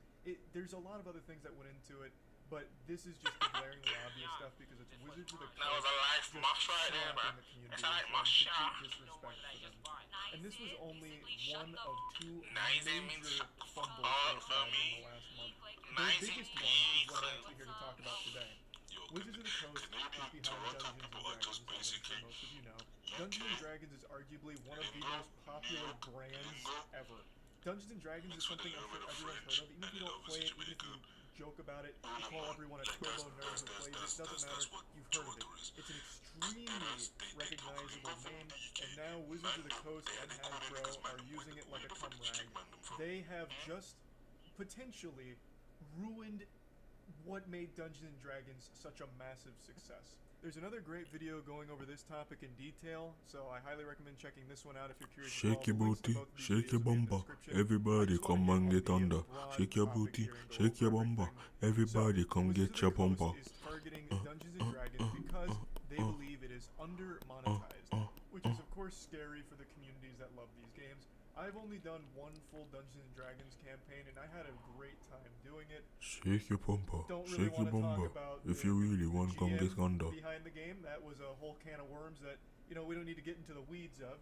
But the game itself, I really loved it, and I definitely understand people's passion for it. So the community's outrage here is warranted 100% because their idea completely shuts down pretty much everything that made this game so popular. So let me go ahead and put a bib on you as I feed you these vegetables. Hasbro's not doing so hot financially. They dropped 40% last year, and they've had to cancel quite a few projects. And they started to realize, well, Wizards of the Coast and Hasbro started to realize that Dungeons and Dragons being their biggest I'm not gonna lie, Dungeon these balls, bro. super well monetized. Dungeon these balls. Boy. Boy. Boy. Boy. I love it when a bad idea comes together, but I love it even more Hold when on. a bad idea leads to an entire business to laugh at. Something like pink sauce, for example.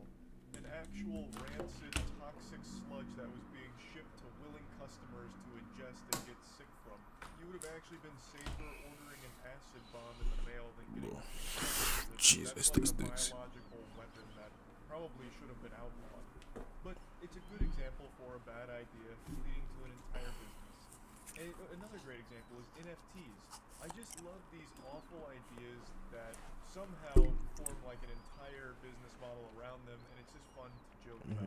Today, I've got a really fun and wacky one for all of you. It's called Grit Boxing, and it recently went viral for its most recent marketing push. I believe it was a TikTok video that was floating around, kind of hyping up the program. If you're single and looking for someone who's into fitness but who also gets down on the weekends, I found your people. Grit Boxing is a full-on This is corny, bro. This is corny. More like shitness, am I right? Because this is like the most counterintuitive idea Literally imaginable. corny. Having a whole workout program in class that immediately leads into drinking alcohol at the full-service liquor bar that's attached to it with the nightclub. What the fuck is the point in even working out in that case? I just can't even wrap my little smooth brain around the thought process here.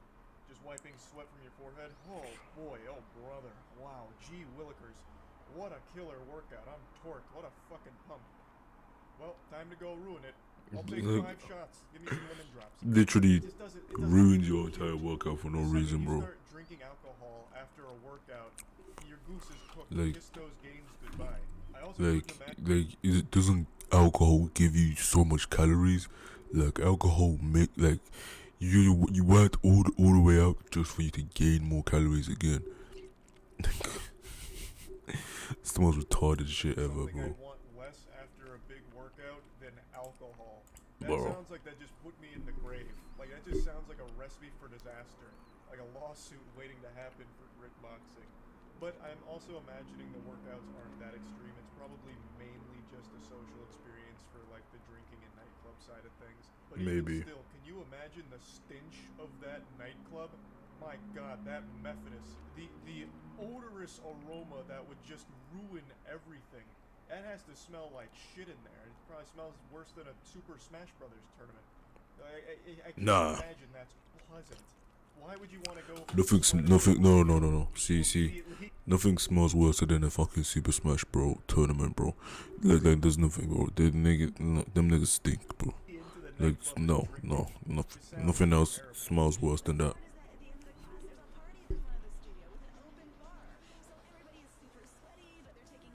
The lady narrating this video sounds like the announcer from the old Snuggie as seen on TV commercials. I don't know if it's even a real person. This could be text-to-speech. I'm not really sure. But whoever's doing it sounds exactly like the old Snuggie commercials. Now, I don't doubt that there's good fun to be had at the nightclub, but I just still don't understand this marrying of fitness right into drinking and partying. It just feels like, why even bother with the fitness? Just take that space and make a bigger nightclub out of it. Because I Yeah. promise you, no one's going to grit boxing for the sole purpose of getting big or healthy. If they were, they'd go to A regular another gym. They're going there for the socialization mainly, so why even bother with the fitness side? Just commit to being like a fun party spot. It's just kind of a weird gimmick, especially since they're pretty open with where their focus is, because they're really diving in on if you're single, you're trying to pipe, you want to mash pissers, but you also want to get big. Well, come on down to Grit Boxing. We got a nightclub and then, I don't know, like 2 punching bags or something over there and a treadmill. About that nightclub, have you seen the bartender? He's super hot. Oh my god. That bartender goes so hard he ripped his goddamn shirt off like Hulk Hogan, started twirling it over his head and pouring champagne shots for everyone for free. It's very clear that a workout is not the primary objective when going here. So why are we pretending? Like, this is just some weird, disjointed Frankenstein's monster of an idea where they took two things that legitimately couldn't be more opposite and Slapped it, together. yeah. This is like if I opened a sperm bank, but also kicked you in the nuts every time you went to try and, like, eat something. Bro, what is like, yo, this nigga's Moist Critical's fucking brain? How the fuck did this nigga think, bro?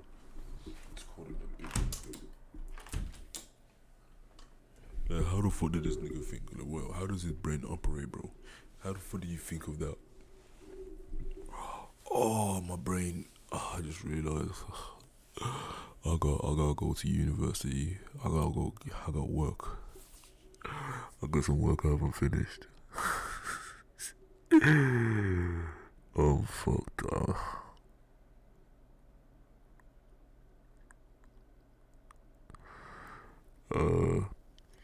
It's too early. There's probably gonna be a lesson in the room that I need to go to.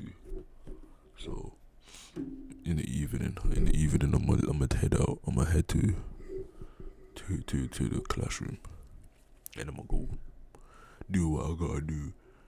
But that means I can't do my basketball stream. I'm in the basketball part. I'ma still bring you niggas along. I'm connect my phone to the Discord and shit. But still, that's just fucking annoying. That's annoying as hell. If I can't have you, nobody can. Bad face, so they all know who I am. If you see what this gang done to them, man. If you saw what this gang done to them, man. If I can't have you, nobody can. Bad face, so they all know who I am. If you saw what this gang done to them, man. You wouldn't look at me, you go look your friend. Black boy looking like a tool. Come like a month. It's come back a month later. Alright. It's a terrible example, but you get my point. When you work out, you need to replenish the body with nutrients and many other important things, none of which you're gonna find in alcoholic beverages. I decided to do a little digging because this really Nelson Mandela. piqued my interest. So I watched a couple of news segments about it, talking about like, Oh, my this is shoulder. really modern and cool. I learned that every class is about 50 minutes of high-intensity exercising that finishes with some shots at the end. Now they do have like options that aren't alcoholic, of course. They also have like healthy drinks as well as electrolyte boosters and shit. But they clearly put a lot of emphasis on the more hard beverages. That's kind of the selling point, which again is very silly. But anyway, I just wanted to show this a little bit here. I guess if you're single, wanting a workout, and also wanting drinks immediately after in the hopes of finding love on the dance floor when you're throwing your ass in a circle while you're dripping with sweat and musty, this is the spot for you. That's about it. See ya. Yeah, that's about it. See ya. Wait, what's this? What's this? We're just watching on Moist Critical videos. She heard the word ad blocker and she was coming in here to let you all know how important it is. I don't know what kind of monster could actually enjoy the modern internet without an ad block. It's just a miserable experience, a giant headache. But the second unwritten rule that not as many people talk about is never go on Twitch without being logged in. It's scary. Twitch has this tendency to recommend the most odd streams to you, like streams that'll have like 3 or 4 viewers. Whenever I'm not logged in, I get recommended the weirdest channels I've ever seen. It's kind of like that whole trend back on YouTube, don't FaceTime Freddy Fazbear at 3 a.m. He came to visit. That's like Twitch when you're not logged in. Except you're always visited by one streamer in particular. What, who? Her name is Taylor, and you may have heard of her before because a couple times over the last year people have talked about what she does there because it's very weird. And anytime I make the mistake of Yo, what the fuck?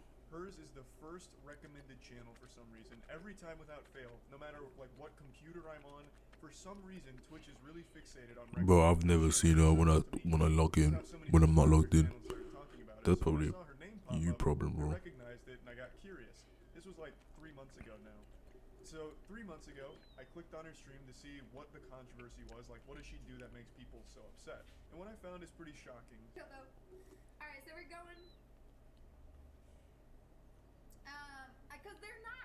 Some people are ready, some people are not ready. Alright, so let's get this ball rocking and rolling. Alright, so let's go, guys, let's go! You're not ready, you Bro, what the fuck is this? guys. You better be ready. We have to be ready. I thought we were ready. I think it's time. Nigga, what? Nigga, what are you ready for? Nigga.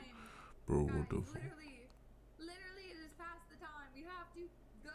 We have to do this. She is a hot tub streamer. However, she is a very different kind of hot tub streamer. Like the What? next evolution, like the final form, raid boss of hot tub streaming. It's actually more like an abstract idea of a hot tub streamer. It's very avant-garde.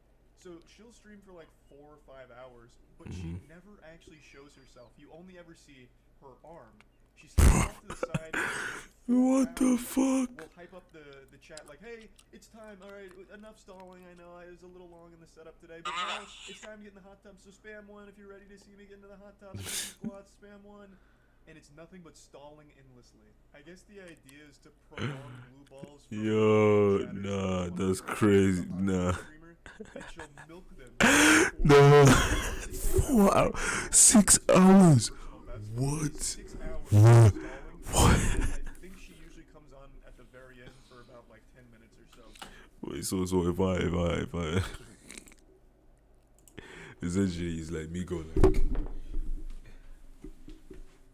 come on guys, let's do it guys. Hey guys, come on man. Hey guys, come on man, you gotta do it now, come on. I'm not gonna appear. Bro. Fucking straight finessing these niggas, bro. She's on her grind. I can't even blame her. It is baffling. I can't even blame her. I can't even blame her. I just wanted to showcase this because I found it so odd and interesting. Alright, so type 1 guys are ready to move. Alright, we're gonna hit it and put it. There are no ads. I mean, there was ads, guys. I can see it on my desktop. Alright, so you want more ads? No more ads. You just have to hit it, guys. You just have to hit it. We just have to hit it. It is time to hit it and quit it, guys. It is time to hit it and quit it. So it is time. Remember, Tom 2023 is here. What a way. This is footage I Bro. captured from right now. So she starts usually around like 9 a.m. EST, and she'll go till like 2 p.m. without ever showing herself. Apparently, That was a live It is mosh ride. incredible. I have a couple conspiracy theories I'll share. That was a live mosh right there. Doing this for over 3.5 hours. It's such an interesting hustle that I don't fully understand.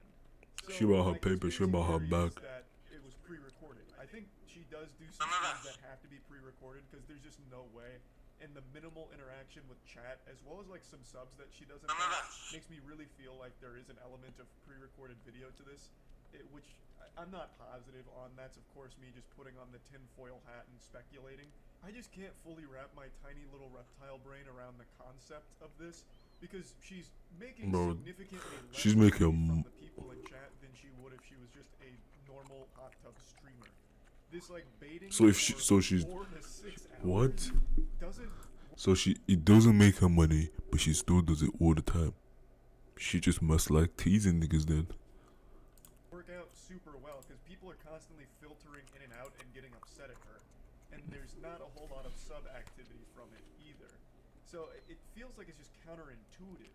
It's almost like it's supposed to be a parody of hot tub streams, but it's lacking the self-awareness, and she at the end of the day is the one that's by far the most bored by standing there for 4 hours or so saying the same things over and over again like an NPC with only a few dialogue choices.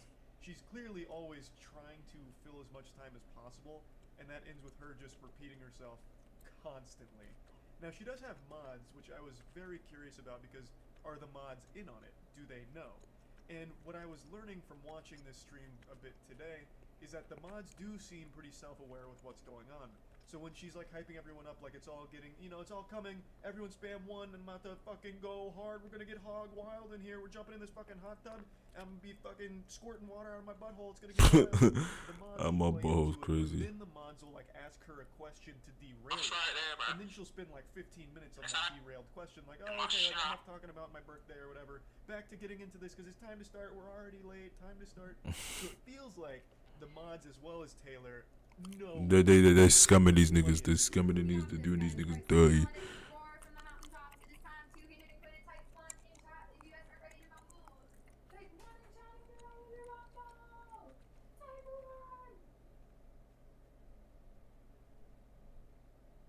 She just left for quite some time right here, which isn't uncommon. This is a very normal occurrence. This isn't like some kind of crazy phenomenon like anomaly that happened in the stream. She'll sometimes just It's a get, light way mosh. too bored, I guess, of like repeating herself. So she'll go out with a bang like it's the WWE. Like, alright, it's fucking go time. It's WrestleMania, brother. Type 1 in the chat if you're ready for the fucking stream. And then you'll hear her close the door behind herself. And it's just silence for like 10 minutes. And then she'll come back and be like, alright, sorry guys, had to get some water. It reminds me of that old shit on 4chan with Mr. Bones' Wild Ride, where it just never ends. Or that scene in The Fairly Odd Parents when Timmy Turner and his dad were on their way to a ride, but they're taking this long escalator. And Timmy says, when do we get to the ride? And the dad says, this is the ride. That's like her whole stream. And I guess it must work to some degree. Like, she is popular. 5,000 viewer average is very good. But I don't know if those are like actual viewers or people that just come in here for the spectacle of it and then leave. Because that They're not real views, bro. They're not real viewers, bro. They just come in and go in. odd situation. But yeah, they're still going. She's up to like 4 hours 15 minutes right now. So I'm just gonna keep doing this video until she ends the stream. Because I have to know how long she goes this time. Maybe I'm about to bear witness to her longest stall yet. Nice peace. Alright, let it ring from the mountaintop. Yes, Nux, you know the drill. Let it ring from the mountaintops. Bro. 3, 2, oh, I really need to fart.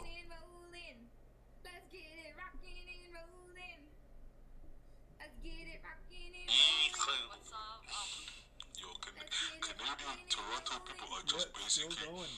Pretty much the same as the first 4 hours, but I feel like we're entering into Bro. the act here.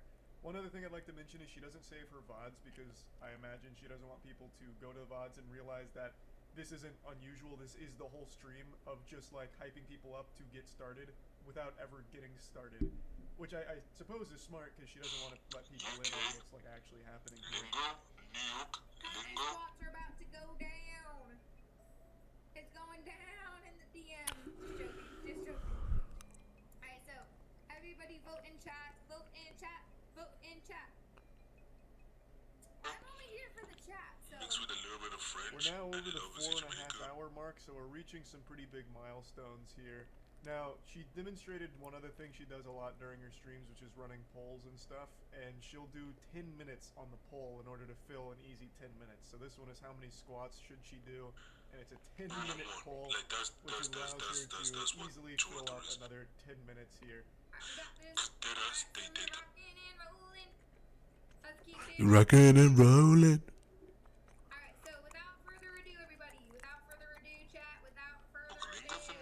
We're approaching 5 hours here, and it's still rockin' and rollin' time. I Get it, cannot rockin' and rollin'. imagine how she actually gets through a whole stream doing this, because that just seems like true anger. Repeating the same lines over and over and over and over and over again. It doesn't stop. It hasn't stopped. It hasn't let up at all. Now, a lot of people call her a scammer for this, and I guess, like, by the technical definition, she is, but she's scamming you out of your time and attention, I guess, which could be worse than scamming you out of your money, I suppose. Mhm. She doesn't make nearly as many subs as all of the other hot tub streamers do, at least not by the numbers that I can see. So I don't even really understand what the motivation is to continue doing these, like, countdowns. She has a fetish. Hot tub stream at this point. Because she used to do like body painting and stuff, but now it's mainly this, and she seemed to have found a lot more success with the body painting stuff, so I don't know what really drove her to doing these kind of Bro. streams.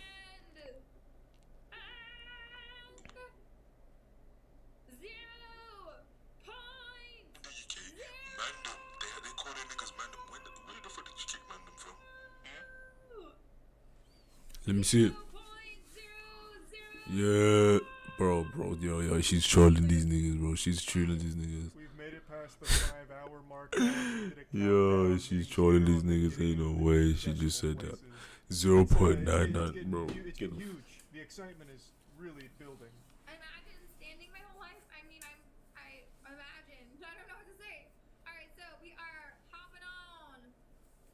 We're over 5.5 hours now. I've just been grinding Slayer and RuneScape with this in the background, and it is unlike anything I've ever experienced. Bro. It is painful, but she's making a push for the record here. I think it's gonna go to like 6.5 hours till she hops on stream for a couple minutes before. Fucking hell. So I should be here for the world record run she's making right now. Oh my. Okay, yo, bro. No offense. I don't want to sound rude, but like, imagine being in the stream for 5 hours. It's for her to do a reveal. I don't want to say it because I'm gonna sound like a dickhead, bro. I'm gonna sound like a dickhead, but like, I'm just saying, you know. I'm just saying, like,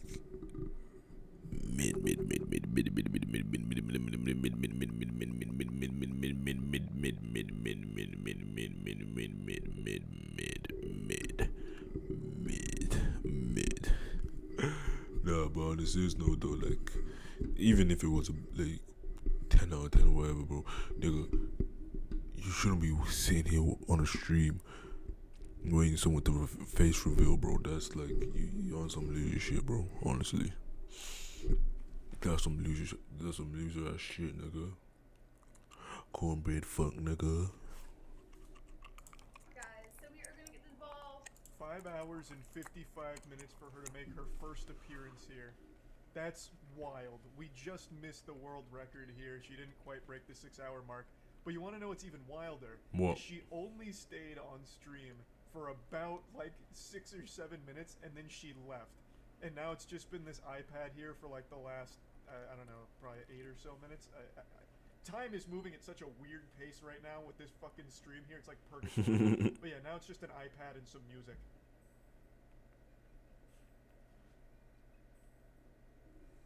I don't feel like sticking around super long to find out if this is the end of the stream. I have a sneaking suspicion it is. It just ends on the iPad with music and she never comes back. This is how she wraps it up. Just hopped in there for sub 10 minutes and said, alright, that's enough. Goodbye. What a fucking wild, weird stream channel. This is what she does daily, pretty much. Anytime I'm not logged in, her channel's recommended, and it's always this. I've just never bothered sticking around for more than like 2 seconds just to see if it's different. But today I wanted to see it till the very end, and it looks like I have. I'm not going to stay for another fucking hour just watching this iPad here. Maybe my assumption is wrong and she does come back and do her squats that she said she'd do, or do anything that she says the stream is going to consist of. Maybe she comes back and fucking who knows? I don't really want to stick around and find out. It's already been 6 goddamn hours. I've grinded so much in RuneScape, I want to play. So yeah, that's about it. See ya. Basically, shut the Nice means shut the fuck up. Feel me? Alright, I'm sure you've at least heard by now that Logan Paul was caught. Bro, my shoulders hurt. I actually kinda wanna watch this. But even before that, bro.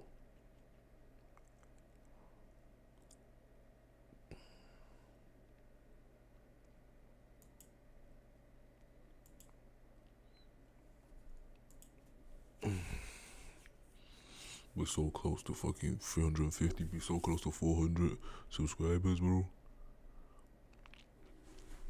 I uploaded this video here yesterday, even though I knew this video wasn't gonna get any views because it was badly edited and all of that shit. But I just wanted to upload something. Hear the word. America's most controversial success story, the rise of the UFC, Dana White. As you know, I'm a big UFC fan. I love the fucking UFC. I love watching the matches. But there's been some controversial things, and the UFC fan knows that. So we're gonna see. Visionary and multi-billion-dollar empire. Who comes to mind? What if I tell you that the most overlooked entrepreneur of our generation might be this guy? Dana White. I don't give a. In the last 20 years, Dana White turned a bankrupt That nigga's been bold for like a whole like decades upon decades. Like that, he never have hair? Like never had hair in his. Bro, I'm not gonna let that thumbnail kind of go hard, right? I just took the nigga's thumbnail and then changed the color.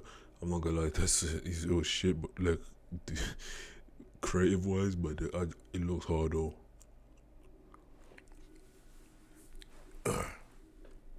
It looks hard. last few videos haven't been doing so well. But fuck it. I'm feeling like making a new intro for my YouTube, but I feel I want to kind of keep my intro. I might make a new intro like a month or two later.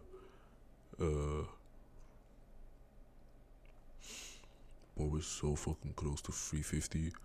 We need to get to 350 and then we get to 400. We're gonna get to 400 by the end of this month. Before even the end of this month, we're gonna get to 400. Hopefully then, bro, by the end of this year, I hope we get to like 2K or something. At least we get to 1K or something. Like, we're gonna make it, bro. We're gonna grind. We're gonna put in the time.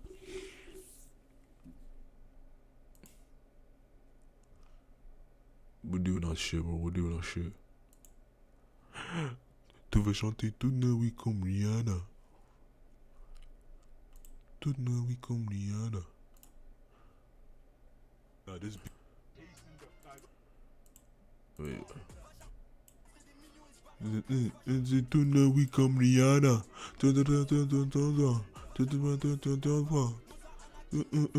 Va là-bas. Tu dois chanter toute la nuit comme Rihanna. Turn into a... Tu vas chanter toute la nuit comme Rihanna. Toute la nuit comme Rihanna. Alright. That was cool. That was cool. Kinda fat. Kinda fat. Fat. Alright, Read all that. Which one of you knows anything about... Toute la nuit comme Rihanna. Toute la nuit comme Rihanna. Tu vas chanter toute la nuit comme Rihanna. Damn. Damn. She got them thunder. She got them thunder thighs. My legs are stronger than my boyfriend's. How the fuck are these? Yo, she got them thunder thighs.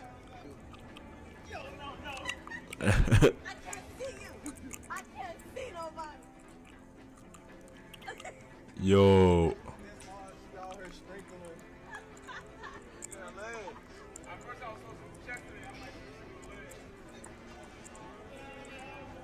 Bro.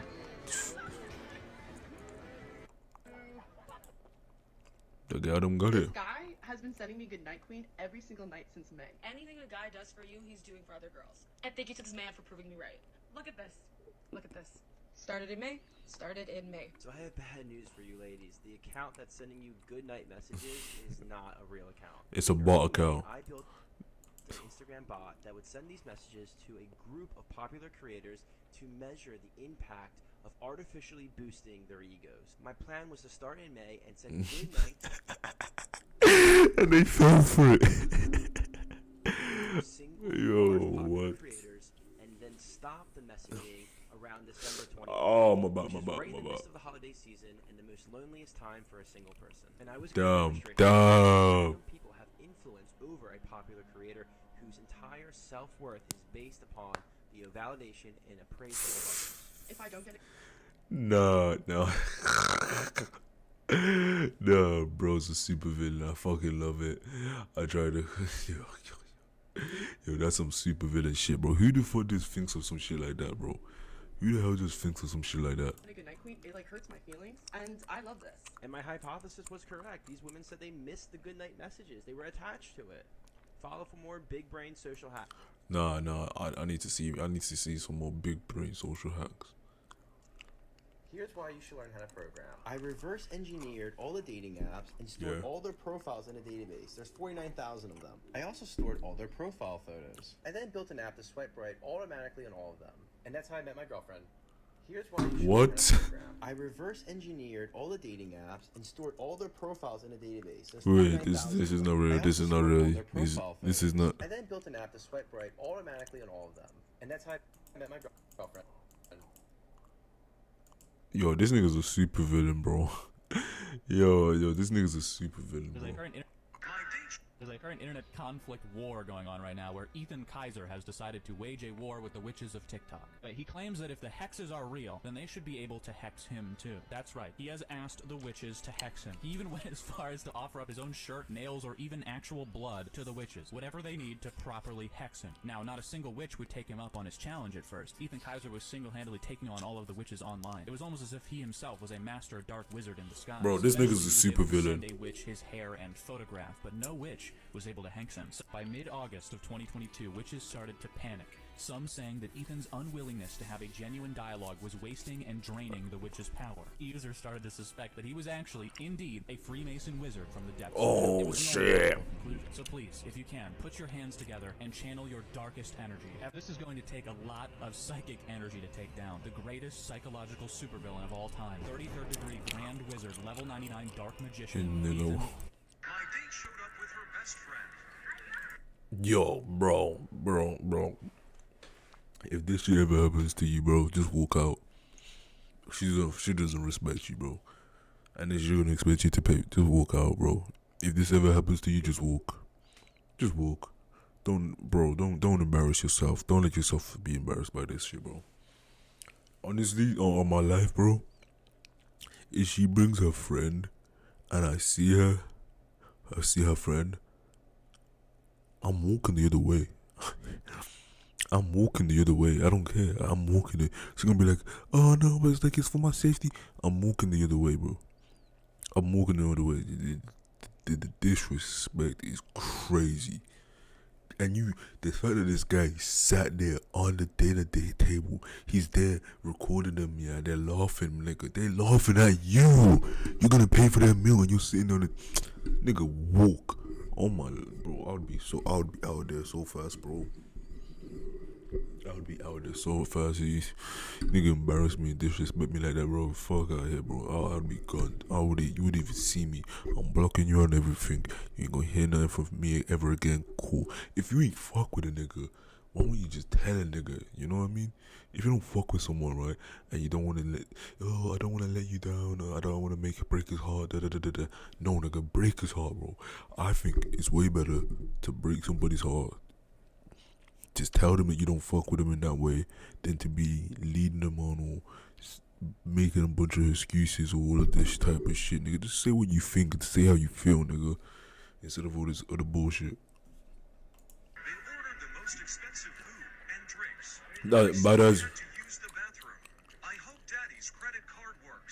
People are mad at me for leaving a date who brought her best friend. Nah, yeah, that's what I would do. I made them pay for that shit themselves.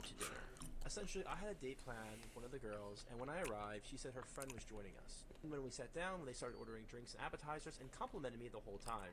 At this point, I knew this was a scam, and I left. And people are saying that I didn't have a right to leave because those women probably earn triple my wage, and I can't face the embarrassment of not being... Okay, first, what? What? Yo, bro, yo, this is starting to piss me off, bro. Nigga, that is so stupid. That is so dumb. That is so fucking retarded, bro. What? It doesn't matter if she is a millionaire, if she's a trillionaire. It doesn't matter if she owns all the money in the fucking world, bro. Nigga, I don't give two shits. If you want to fucking bring your friend on a date, go on a date with your own friend, nigga. Don't bring him on a... Like, what? Yo, I swear to people on the internet, like, if you truly deep down and realize so many people are so fucking retarded. You see so many retarded ass takes on the internet every single day. You see it every single day on the internet, and you walk around, you go outside, you go and look, you go outside and you see all these people outside, and you realize how many of these fucking people are there think the same thing as these retarded ass people on Twitter, on social media and all of that shit? How many of these niggas have so much bad takes, but you don't know it because you don't speak to these people? The most interaction you're probably gonna do is say hey and hello and move on, whatever. Like, how many of these people really and truly have some retarded takes and they save it and then they pull it and they go online and say some dumb shit, bro? And say some fucking dumb shit, bro. Being able to afford cheap drinks. Hold on, someone's calling me.